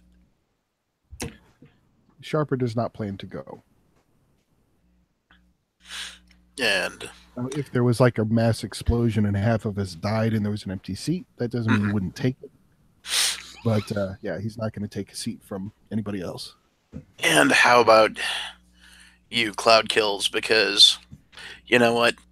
Saving the world one person at a time, I don't know too much about that, but if you are planning on trying to uncover more about these bug spirits and what they're doing here, I think that's worth doing enough that maybe I would help you out with that. If you're planning on staying. Cloud Kills, okay. I think, Bogey says all that, and Cloud Kills just kind of runs her fingers through her hair, and I don't know yet. I'm going to go take a look in the sub, get some air. And I think she actually walks down, and while she's walking, I think she goes and checks the sub out. We were in it earlier, right? So it's accessible. And And I think while she's down there, just in case something happens, she's going to stash all of her CDs, all of her data, in the passenger compartment, just in case she doesn't make it. Okay. Yeah. I think just for a look inside the sub, you have the automated tour guide. You see some sort of like discarded champagne flutes and stuff. Smells like a little bit like vomit, but that's been tried to clean up, been covered up, right? Yeah, it's kind of eerily quiet, with all the LEDs in here. So I think she sits down there for a few minutes and just kind of thinks to herself, but she is gonna leave all of her CDs down there when she goes back up. When you have this moment of quiet, right? Moment of meditation. You've been studying some of Sharper's scrolls, right? You start to feel itchy, being inside this thing. Just like like little wiggles around your whole body type thing. Has she ever felt like anything like this before? Is this like just claustrophobia, or is this something different? I don't think she's felt it before, but she might be asking herself these questions, right? Okay, yeah, just checking. Okay, I think she sort of like runs her arms up and down her sides and looks around in the sub to be sure that there's nothing odd in there. Looks out the portal in the front to see if there's anything outside, because she also saw the massive jaws in the lake. So yeah, she just kind of like rubs her arms and checks her surroundings. Yeah, it's kind of murky out there without the headlamps on, right? You can't really tell if you're seeing stuff moving in there, but could be seaweed, it could be other stuff. Yeah, I think so. She's uncomfortable in there. I think that she's going to give one last look at all of her data and her information. She's actually, instead of like stowing it underneath the seat, she's going to like put it flat on one of the seats so that no one can possibly miss it. Yeah. And pat it a couple of times, and then she's going to bail. She's going to go back up top. Perfect. So since Kyle has to leave, I really want to have this sort of culminating scene here, right? The standoff. So the three of you, are you hiding and wait?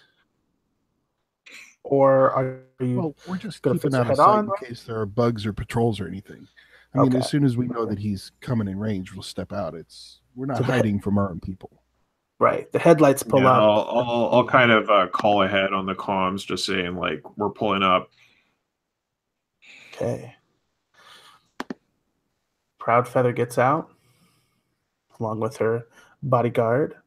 She kind of has a hand on Mallory's shoulder. She's been awfully quiet during the trip. She seems kind of drowsy. Maybe she's been drugged, but she's following Proudfeather's direction. So it's the three of you facing the four of them. I'm glad you made it. Things are going pretty smoothly. We've just run into one problem. Oh yeah, and what's that? Well, come here. Take a few steps away. Believe me, this is something I don't think you want everyone knowing about. She kind of like nods to her bodyguard to come with her, right? It's like, what do you got for me? The problem. Click the detonator. Sorry, I probably just spiked my waveform there, but that's great. And then Ijitsu Duel. Her head's coming off. One swipe, nice and clean. Oh my goodness! And at this point, when I see this go down, I'm gonna try to plow into the guard with the SUV and just send him flying into the harbor. So this guard, his wired reflexes kick in when that explosion goes off, right? He's got too much Does the going element on. of surprise help at all against that? He's feeling a little overwhelmed. He's still moving in slow motion, but he turns and sees the explosion. He sees the glint of your katana. And then he hears the rumbling of this engine. I think I'm gonna roll a die of fate. I could take a piece of him. That's cool. Yeah, we'll see exactly how this man manages to intervene. You know what? Before it doesn't matter. Never mind. I'd like to just see like your like.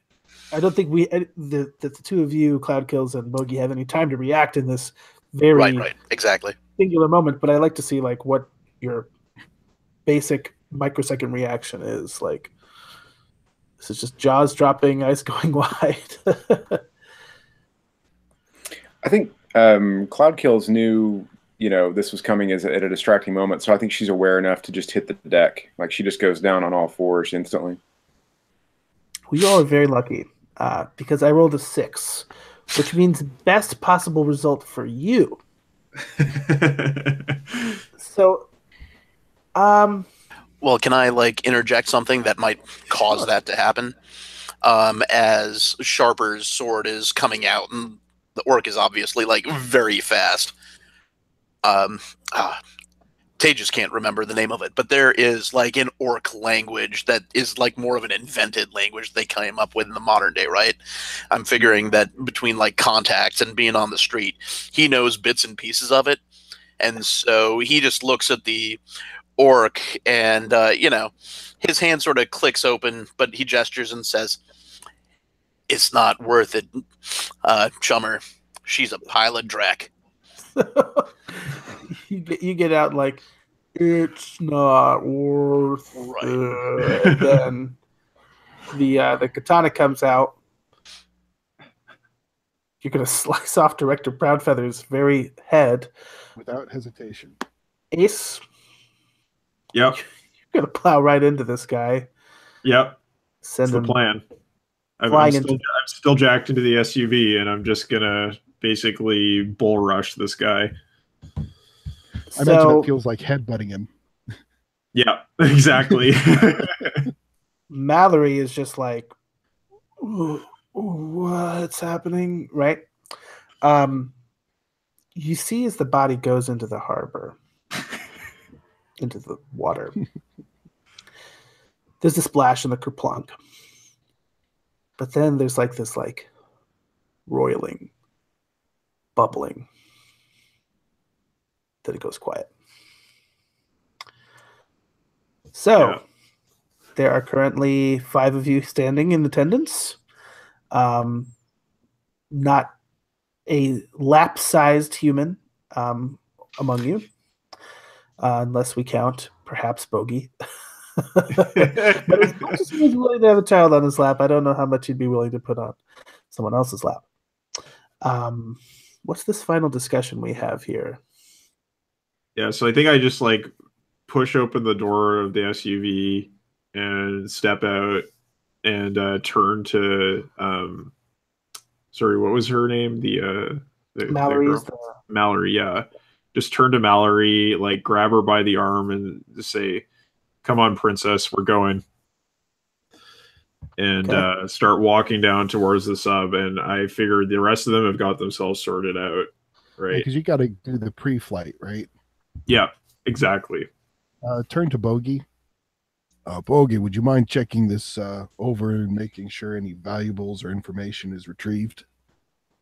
Well, I think a moment passed, and then after you say that, Proudfeather's body kind of slumps to the ground because it's been standing perfectly still. So you see that, and there's the thud. But I'm really looking to Cloud Kills at this point. That is over. That is the past. The only thing sense of satisfaction.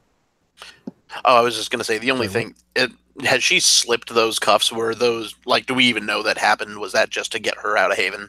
Or is she, ostensibly a prisoner? I think Proudfeather was treating her as a prisoner. Yeah, that's her. Okay. Yeah, I'm not taking off those cuffs. I'm just going to keep, why not keep them on her? right? Well, she doesn't seem distressed. I mean, Right. I was gonna say, like, she doesn't seem like Yeah. proud Feather was her friend. I was gonna pull out a knife and cut them because they're just zip ties, right? I can't imagine that she wants to stay. Yeah, Are you- yeah. I what mean, that if is? if you're gonna do that, I won't stop you. But it's just like, why complicate life? Was kind of Ace's thinking there, right? yeah, cut her loose once you're underway. Yeah. Well, I don't if want you to play pause me, hide I'll go just seek hand you out the here. knife. Anyway, but yeah, I'm looking for cloud kills. Cloud Kills is basically like sprawled out in the prone position right next to the entrance to the sub with her Uzi still kind of tracking back and forth because all this has happened so fast. Just stroll over all friendly. Hey, kid, offer a helpful hand up, as though she's sitting on a park bench. Yeah, she takes it and pops up next to you Yeah, I was wondering and if you could kind do of something. dusts herself off. I was wondering if you could do something for me. Yeah. What's that? What's that? Just keep an eye on this. I'll need it back when I make it out. And hand over my Tonto, the knife. She kind of looks at it for a second and unsheaths it just a bit and snaps it back shut and says, Yeah, I'll be waiting for you. You take care of yourself, old man. And you go save the world. Clap her on the shoulder, and then he's just got to start walking because, not towards the Bugapalooza, but the other way. But yeah, I don't have a sunset, so we're going to use the exploding tower as my sunset to light up my cyber western as I'm walking away. Well, you know what? To just throw a wrench into that, I was simply going to say before she goes, and, also out of care to hit that flag, I look at Cloud Kills and say, but if there is this last, and I kind of point to the bugs. I mean, you know what it is. You can tell people a bit about it on the outside, but I kind of got the feeling that you wanted to be here. I don't know. I think that if you go, that's fine. Like I said, that was your call. What did you want to do? Because, honestly, Sharper, if the only reason you're doing this is because there's not a seat, I can just hold up both my hands and say, I think I've got other responsibilities. And I'm just pointing to that tower. Oh, you're going to fill that power vacuum, huh? Yeah, so I think Cloud Kills, oh, go ahead. Here's the thing: is I definitely want Bogey on that sub if I can get Bogey on that sub because I want to get some astral vision so we don't get chewed up by some crazy lake monster. I can do that with projection. True. If that's a concern, and you state it, But I can I'm not sure allay he'd that be fear. able to hear you, would he? I mean, he can't hear in the astral plane. Yeah, well, you wouldn't be able to You can communicate what you manifest. saw. Oh, that's true. Yeah, you could be like, oh, hey. I don't know, like I don't know how this is like a question of how much of the actual Shadowrun fiction we want to bring in, but like I don't know if you can manifest in water because there's so much life in it. I don't know if you can actually manifest in the middle of a lake. I'm more interested here in the dramatic moment that we have here. Yeah. So, would it be dramatically interesting to have Bogey in the sub with you, Ace? I mean, I think it gives, an opportunity for Tejas to do something fun, to be the sonar for us while I'm trying to keep us alive. But other than that, it's up to you. Would that be fun for you, Tejas, or is there something more fun you'd rather do? You had in mind? I think originally Bogey was trying to sway Cloud Kills to realign her interests to, address the more pressing issue, but with Sharper kind of reminding him of how young she is with his sort of like pushes for her to get on the sub. He's like, he could just as easily do, well, maybe not just as easily, but he could pursue that investigation himself as he stayed. Now with Proudfeather there, dead, there's a reason for him to stay. I feel like Sharper was staying solely out of pragmatism, you know? And so if him staying behind opens up a seat for the rest of all of them, so be it. In terms of just out of character gameplay, he is happy to aid as he can without being on the boat. There are 4 of you now that Sharper's elected to leave, and there's 4 spots, so it's no right. longer. And sorry, what I meant was it is like as opposed to him leaving solely because there's not a seat. There is a seat for him if I stay. I don't think he's going to take it. So Cloud Kills, you're going to have this dilemma here. Stay behind as Bogey has suggested and keep fighting the good fight on the ground, or take your Tonto as Sharper has suggested and be the voice of the people on the outside. Yeah, so I think she's gonna hear Bogey out while he's speaking, and then I think she looks at that Tonto and she says, "No, my responsibilities are outside now. In any case, if Ace can get us out that easily, I'm sure he can get someone back in again." Return to Bug City 2. And with that, she's going to kind of turn around and walk back down to the sub. Almost caught you in Cleveland. Yeah, well, you heard what I did out in Sarajevo. So, okay. Cloud Kills has delivered that resolution. What do you think, Bogey? What do you want to do? I think that out of here, just like he was sort of living because he had left. You know, it's not like he wanted to Shadowrun as much as it would just fit his skill set. And being a PI, you're always catering to other people's needs. I mean, this is a place full of people with needs. And I think he is sort of fixing to stay. Okay. So here's what I want to have real quick. Quick montage. That being said, like, if Ace can actually get him back, he's happy to help them get out. Do you want him, Ace? Yeah, I would definitely feel more comfortable if he was along for the ride. I'm not a wizard. I'm not a mage. I don't know much about that sort of thing, but I want some insurance.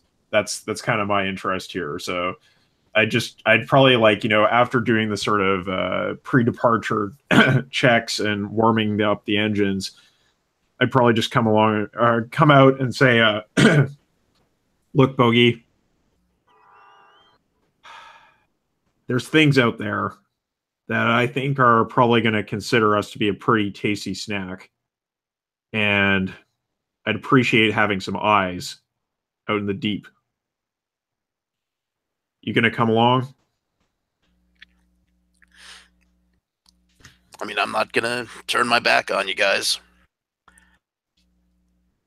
I'm sure that, like Cloudkill said, there are other ways back in if that's what needs to happen. Yeah, well, we can talk about that once we're on the other side. And just going to kind of reach over, give him a handshake, and get into the sub.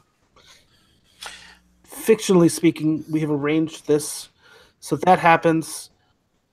Sharper has this awesome samurai western walk away moment, right? Don't want to jeopardize that cool moment.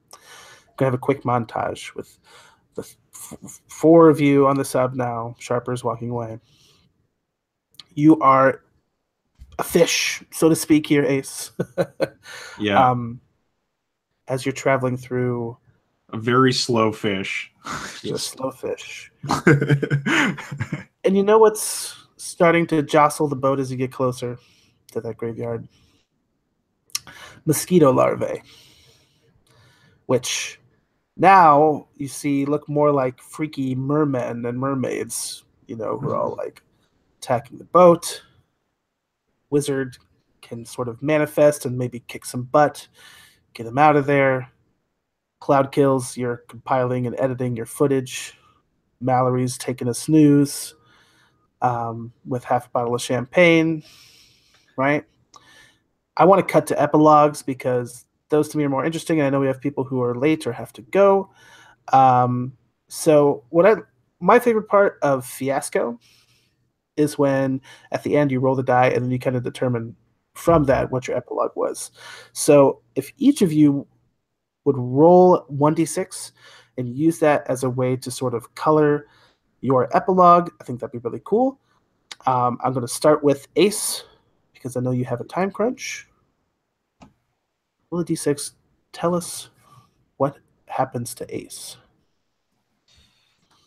I got a 3, so 3 out of 6. So it's a mixed result, I guess.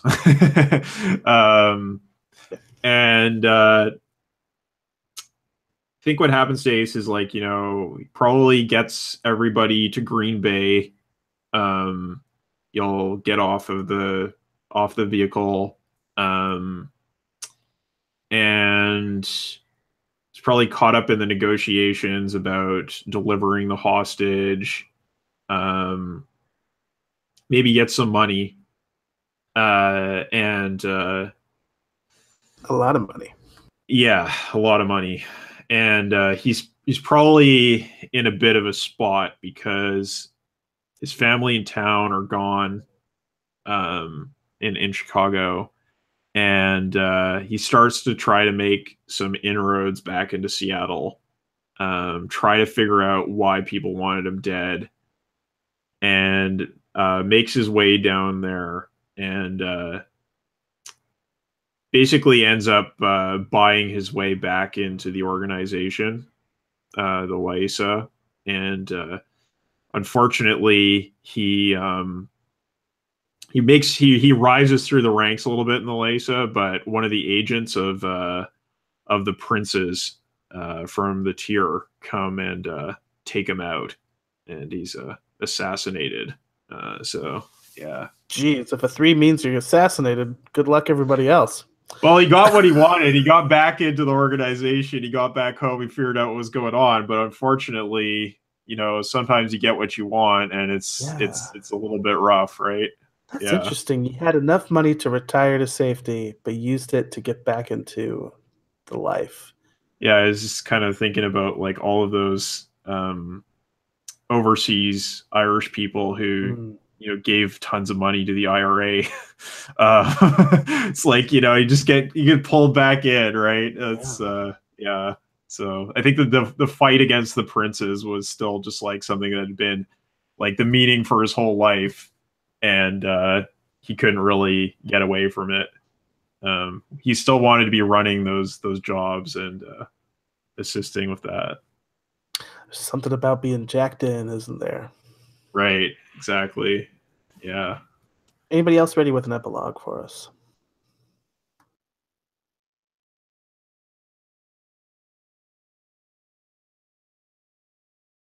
I've got one. I rolled a 4, so that's pretty good. So I figure what happened was one of the scientific expeditions that sent in a secret group of runners to capture some live specimens. Sharper hacked the radio chatter and was ready for them. So he waited till the capture teams were out, ganked the pilot, and flew back. And then just ditched the craft in the air. So he made it out. In the air, you left out. It's all good. They had parachutes with little jetpack parachutes, instead of like cloth, because that's Nowheresville.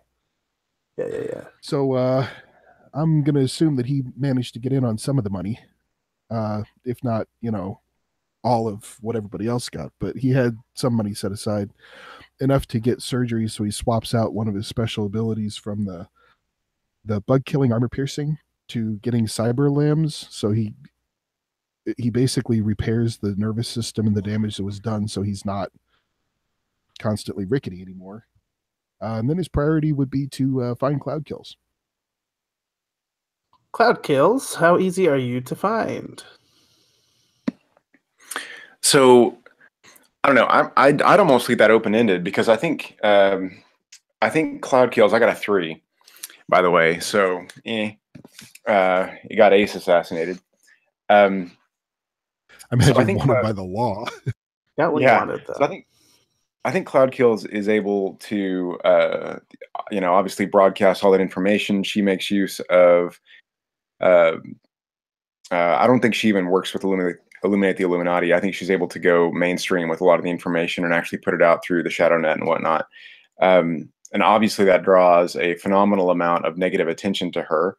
So within a week or two of her getting out of the containment zone, I think she has to go underground, and she basically disappears.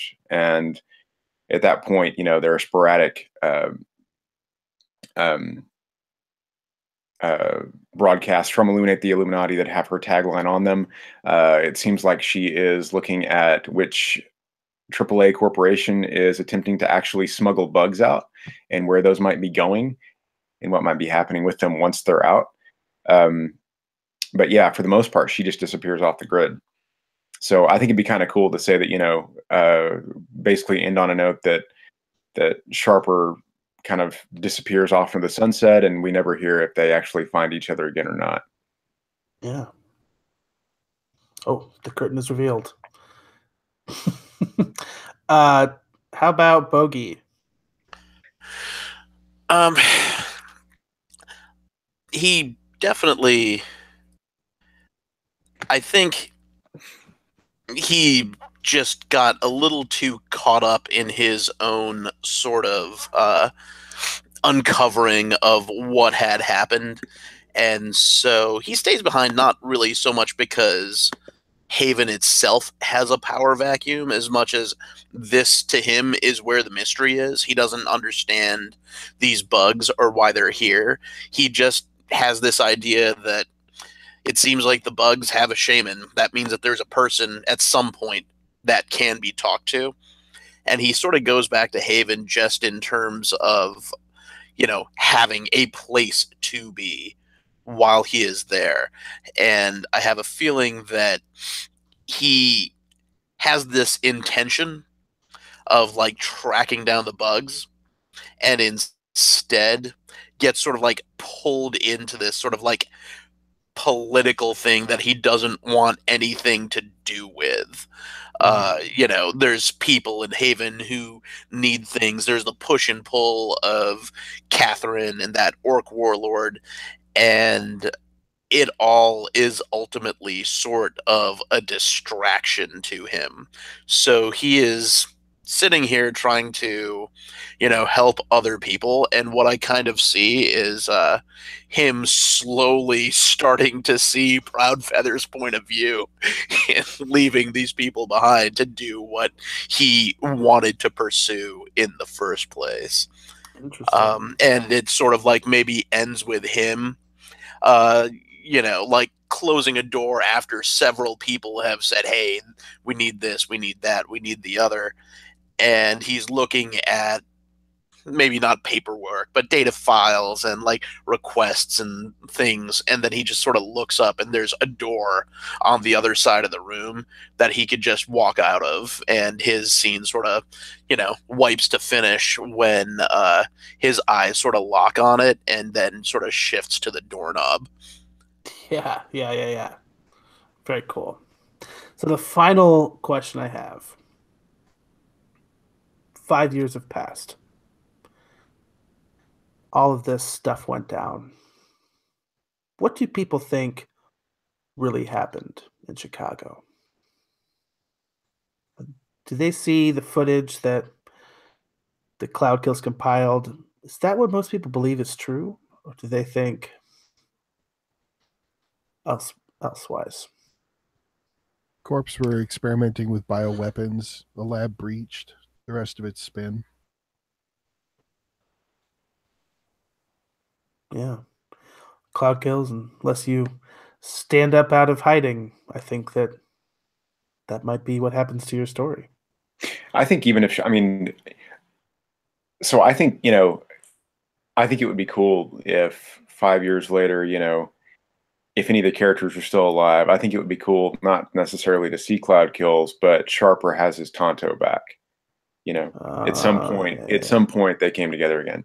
But I think even if she did stand up and publicize everything to her heart's content, I think what she ended up seeing is that people still generally didn't believe it, and because the Corp had so much more influence and power to throw at the problem, they were just able to completely whitewash her actual facts. So I think what she really saw in the end was that no matter how hard she fought, they were just too powerful for her to really do anything against. Yeah. So no, the information that she got out there only convinced probably a few people, other conspiracy theorists, shadowrunners who were willing to pay attention. Final camera shot is on the stack of swords, right, with that Tonto neatly in place. Yeah, I think that'd be cool. Fade to black, credits roll, drum and bass music starts. Right. Wow. Great session, great series, everybody. That was a lot of fun. Yeah, thanks. I got to run right now, but yes. Thanks, everybody. It was a good time. Else? It was great playing with you, Kyle. Thank you so much. Take it easy, Kyle. Have a good night or day. Yeah, cool character, Kyle. I really enjoyed playing with Ace. Yeah, same to all of you. It was a good time. Cool casting characters. Awesome. See you around. Yeah, see you. If anyone else is available to stick around, I'd like to do a little bit of feedback and discussion, just so we can tie a nice bow on things. We got about 15 minutes before the scheduled time. If anybody has to go, that's perfectly cool. I really liked the later two sessions. I think we really got time to see more character development. We got time to see more character interaction once I stopped narrating every single scene and let you guys have some time to breathe. I really liked the story we made. I loved the epilogues and the kind of events we crafted and the different viewpoints on things. But I'd like to hear from you folks what you liked, what you didn't like. Steven, I know you're coming back for Renraku next week. But yeah, I want to go into that with like good feedback and make that series be even better. That's the thing is, I think it would be so cool if Sharper and Cloud Kills could play together again at some point. I know. You guys are like a perfect like Shadowrun novel like running duo, for sure. No, it's really, and like honestly, I haven't seen, at least in the Gauntlet games I've played before, I haven't really seen kind of a male-female mentor-mentee kind of relationship before. Like people have a tendency to go like the romantic route or whatever, and I thought for me this was more fun, this was more interesting. Yeah. And I don't know, it was cool. And it gave Sharper a whole different set of motives, which was fun for me, Yeah. And just they clicked, and that's so cool because when you're playing online, often with people you haven't played with before, or you've only played once or twice, it's always cool to find characters that click together. So that was a lot of fun for me. That's not something I've got to do a lot, so I really enjoyed it. And yeah, I love Sharper, so it's also nice to have characters that you like to play as opposed to just somebody that fits in. So yeah, you played him well. Well, thank you. I really appreciated being able to do that. I've had a lot of fun in this set, so thanks. No, I definitely appreciated your ability to like go through his mindset. I mean, I have a whole lot more think about it after the fact. Like my ability to spin off the top of my head is not great, and you were impressive with that. Well, thank you. Yeah, I don't know, like there was a difference in the latter two sessions from the first two sessions, I thought. Like we really played the game differently. I'm not completely sure why that happened. I don't know if it was like you said, how much you were framing the scenes and narrating the scenes and stuff, but for whatever reason, maybe it was just we got more time with the characters or whatever, but there was a lot more character development in the last two sessions. Well, and the first two were a job. I mean, yeah, I think it's the nature it starts off, you guys have gathered together to run, this job, whereas the second one was more on our own resources. Yeah. Sorry, what? Oh, I just said it was just the nature of the story, I think. Like different story in the first two. Yeah. I'd like to know too, how did you all feel about the love letters? Because I started writing some to like start off Renraku, but then I was like, these feel a little bit too like concrete. Um, and I had a little bit of I know that they weren't all written perfectly. I know that Kyle had kind of had an issue with his, and we managed to workshop it through the week. Um, but I got the feeling after seeing what everyone kind of came through with their own motivations and developments with characters, I'm thinking about doing a little custom move for the next series where it's like I start things off, kick things off, you're fighting something, and then at any point you can tell me why you're here and I'll give you XP. Have I swung too far back on the pendulum, or what do y'all think? Well, I mean, for one thing, the question that I got was fun to answer. I had no problem with that. But I guess the question is, would the group start out together and then everybody can independently determine how they came to be in the group? Or I guess I don't fully understand that part of the question. Yeah. Basically, everyone starts together fighting something, and then at any point you say, "Why are you here? Why are you here? Why are you here?" And then, whenever you decide to do that, whenever you figure that out, you get.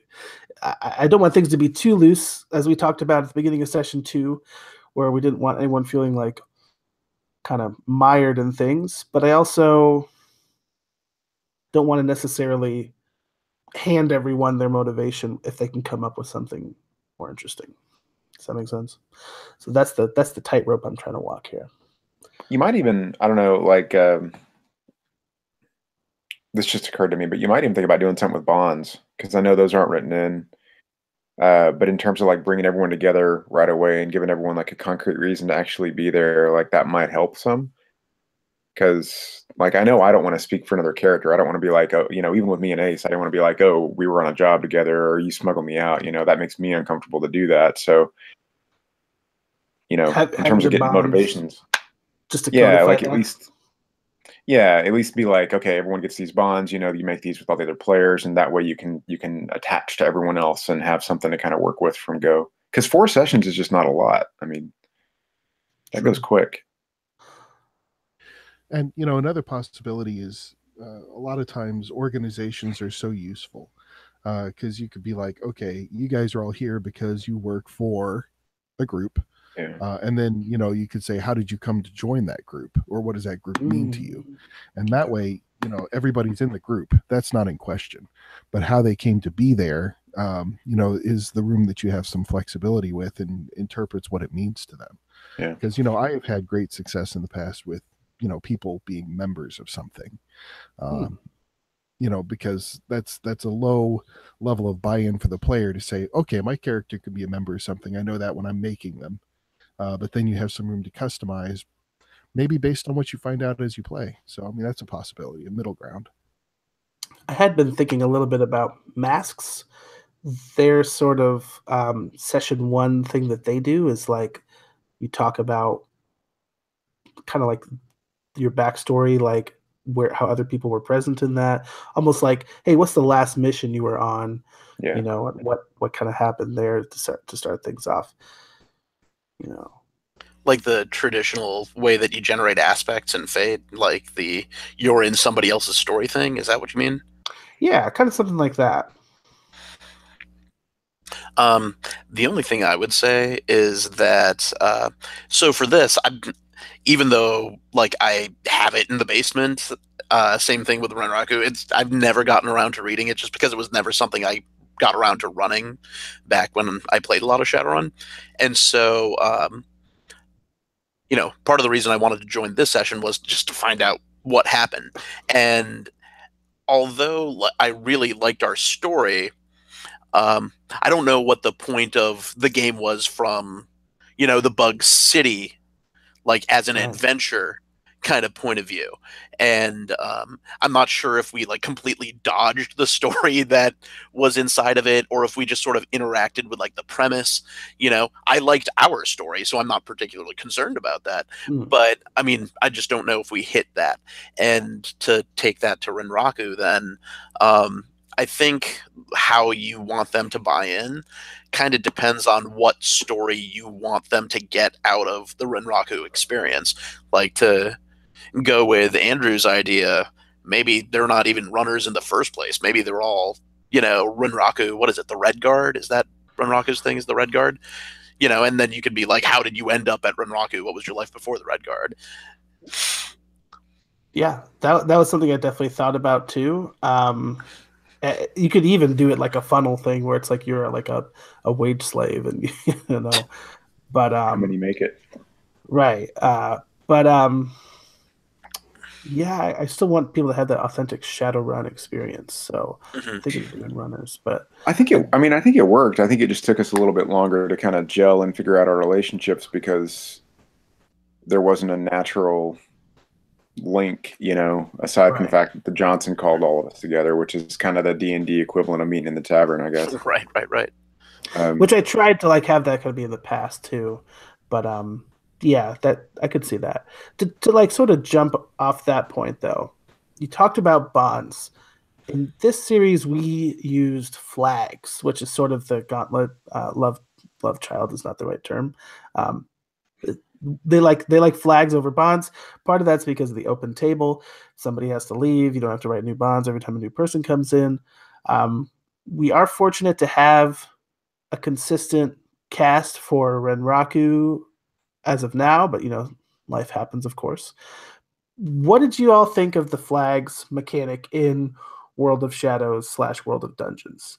I know that you got a lot of use out of it, Andrew, for sure, but did you enjoy that? Or was it going through the motions? What do you think? Well, I mean, I made it a mini game, because when I play, part of my priority is to support other players. And part of my priority is to find ways to make sure that I have fun regardless. Those things are important to me because, it's like if I'm having a good time and if I'm supporting the other players, I feel like I'm being a good player. As far as the flags go, I kind of have mixed feelings. I mean, on the one hand, it did give me a concrete way to focus in on the other players. But on the other hand, I did feel it was a bit artificial, especially if I hit them 3 players. I do 4 things, I'm done with flags, Yeah. So basically, it's I always struggle with abstracted reward systems for engaging with other players. That's one of the reasons I kind of charged at it, because otherwise it can be itchy. Okay. So I mean, that's just me as a player, right? We're all comfortable with different ambiguities. But so do you think that your interaction with the flags brought the characters together in a more concrete way, or do you think you formed the relationships and then kind of figured out the flags? I feel like the relationships kind of work themselves out organically, independently of the flags. Because I mean, Sharper was just drawn to cloud kills, and that thing just clicked. Whereas like for Ace, he was very elven in that inaccessible sense. It's like it was really hard to find purchase there. He was pretty absorbed in his own character concept, and so it was kind of hard to figure a way into that, and I never did. Even though I consistently hit flags, right? It was different. So is it possible that this isn't something you can really short circuit without mad science? Yeah, I mean, I don't think there's a magic bullet to it. I mean, I think the main value of flags is to point the players at each other's characters, right? And then because like you had said, the result, but that at least denotes an intention, right? I was gonna say that for me, the difficulty like hitting the flags was more just being online and like the amount of screen real estate I had. I couldn't keep them up, and so I'd forget about them. And I don't know if like maybe putting them in like a bottom third so I keep seeing them would have put them there. Like the first session, I actually wrote them down on a little notebook, but that was while I was up in the bedroom. And as soon as I realized I was bothering my daughter, moved downstairs, forgot the notebook. If we'd been sitting at a table and we had our little name tents and our little flags. Right, exactly. Because that's what I did is I wrote them down on a piece of paper. And then what I did the last 2 sessions is I had an open comment on the event where I typed in every time I hit one or every time I noticed somebody else did. And then when we're done, I just hit post, and it's there. Because at the second session, I did a bunch of flags, but I didn't document it. I just checked them. So then it's like, well, and then I can't remember conversations and stuff. And Stephen, you had made the point, we only have 4 sessions.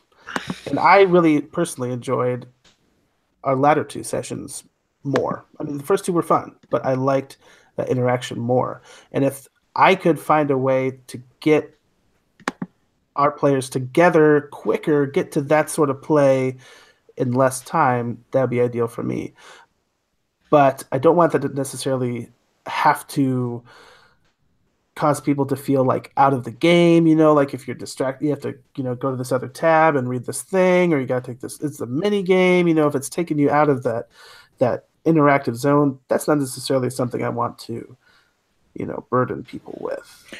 Yeah. I mean, like, I'll say for me, the flags really helped with 2 of my favorite moments from the 4 series, which is, they helped me toward the Trid Show episode from 3 that we had, which was really cool. But that was in large part because, one of Sharper's flags is like, bring in something that he doesn't relate to. So I, had the Trid shows and everything. So that was kind of what pointed me in that direction. And then I think she was starting to create good chemistry with Tejas because,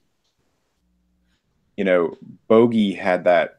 It came across as a little bit of sexism, like that I have to protect the younger female, and I've been here before, and I do this, but and so I thought it was cool to kind of hit that element for him, and it wasn't directly on his flag, but it was related to it. That let him spout about how much experience he's got, kind of a thing, So those did help me in those ways. I wasn't hitting any other ones. It was really just in Sharper's Bushido one. But I wasn't hitting anything else at all. I could not hit aces the entire, the entire game. I think one of the things you did that was really cool though was second session you asked, does anyone want to change their flags? Is your character changing? Do you want to change your flags so that we evolve your character? And I thought that was a good idea. I haven't seen any other GMs do that. I like to arc my characters through a game. I like to kind of show them changing as people, and flags changing, I think, is a good way to, let everyone know my character is changing, and now you're going, can you interact with this person differently because they're different? I was going to build off of that by saying this. I think the reason why hitting Sharper's, bring up something that I don't know flag was so good was because it wasn't like a one line, I'm just mechanically trying to hit the flag. It was an entire scene. And I feel like when I've heard people on the Gauntlet podcast talking about why they like flags, people have almost said, hey, I want to have a scene, in a very meta way, I want to have a scene to hit this flag. And then you're able to kind of develop it. So maybe the flags thing will feel a lot more honest if it's not just a, checklist for you to just say something, but it's almost more of a, hey, this is a scene I want to have. Somebody initiate it with me. And, you can say it in a very sort of out of character way. Hey, I had an idea for this. Let's do, X.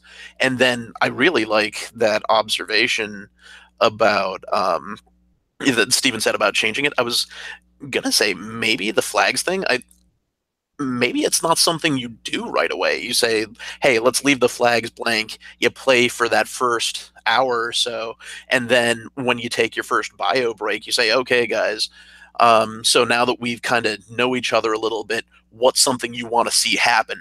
Put together some flags, and we'll open after the break with what flags do you put in and why is that important to your character?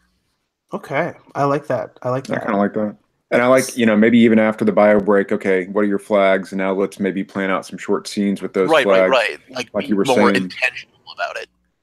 Yeah, because 2 points, related to that is, one is, we've been talking about how flags help players evolve their character with other characters, but also flags are a way of defining your own character. So you have to like think about your own character as far as who is this, person I'm playing.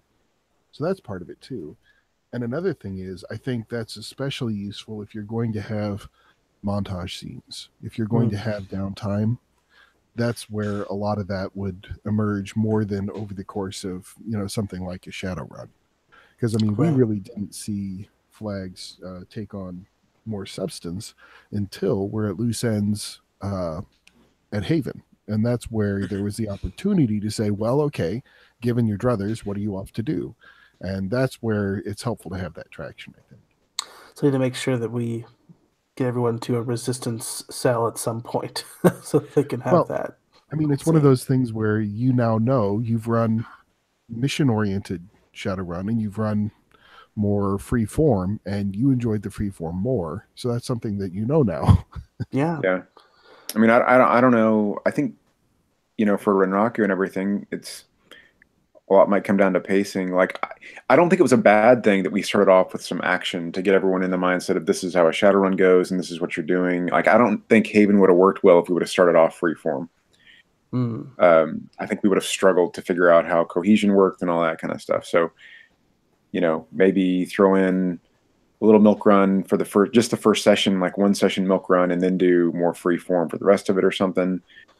But I think that's where kicking things off in media res and maybe doing a flashback or something like that's going to be helpful.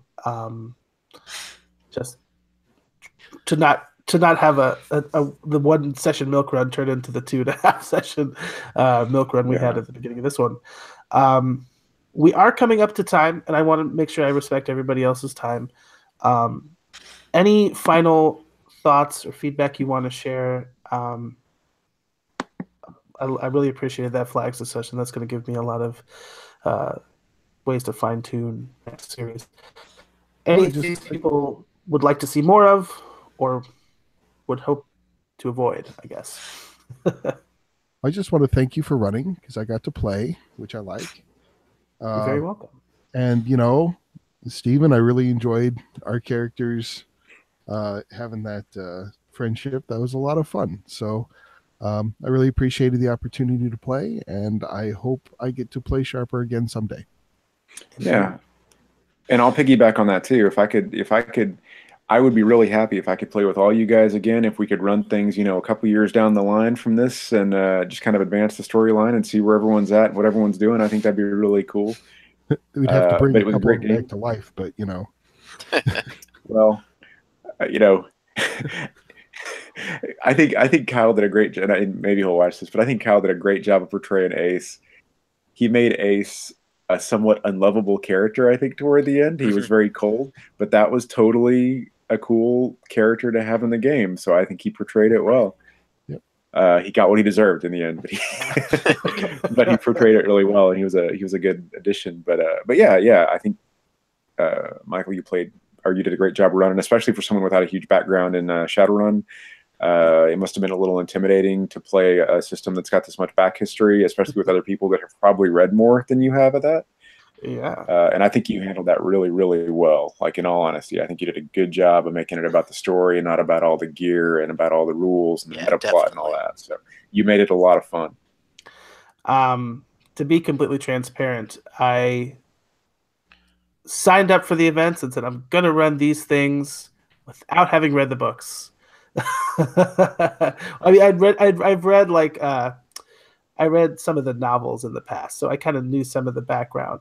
But that's when I got these books. I said, oh, this is like a campaign source book, and I got to do it in 4 sessions. Huh? Oh, this is like a mega dungeon, and it says here in the game master notes that they should never even meet the big bad guy.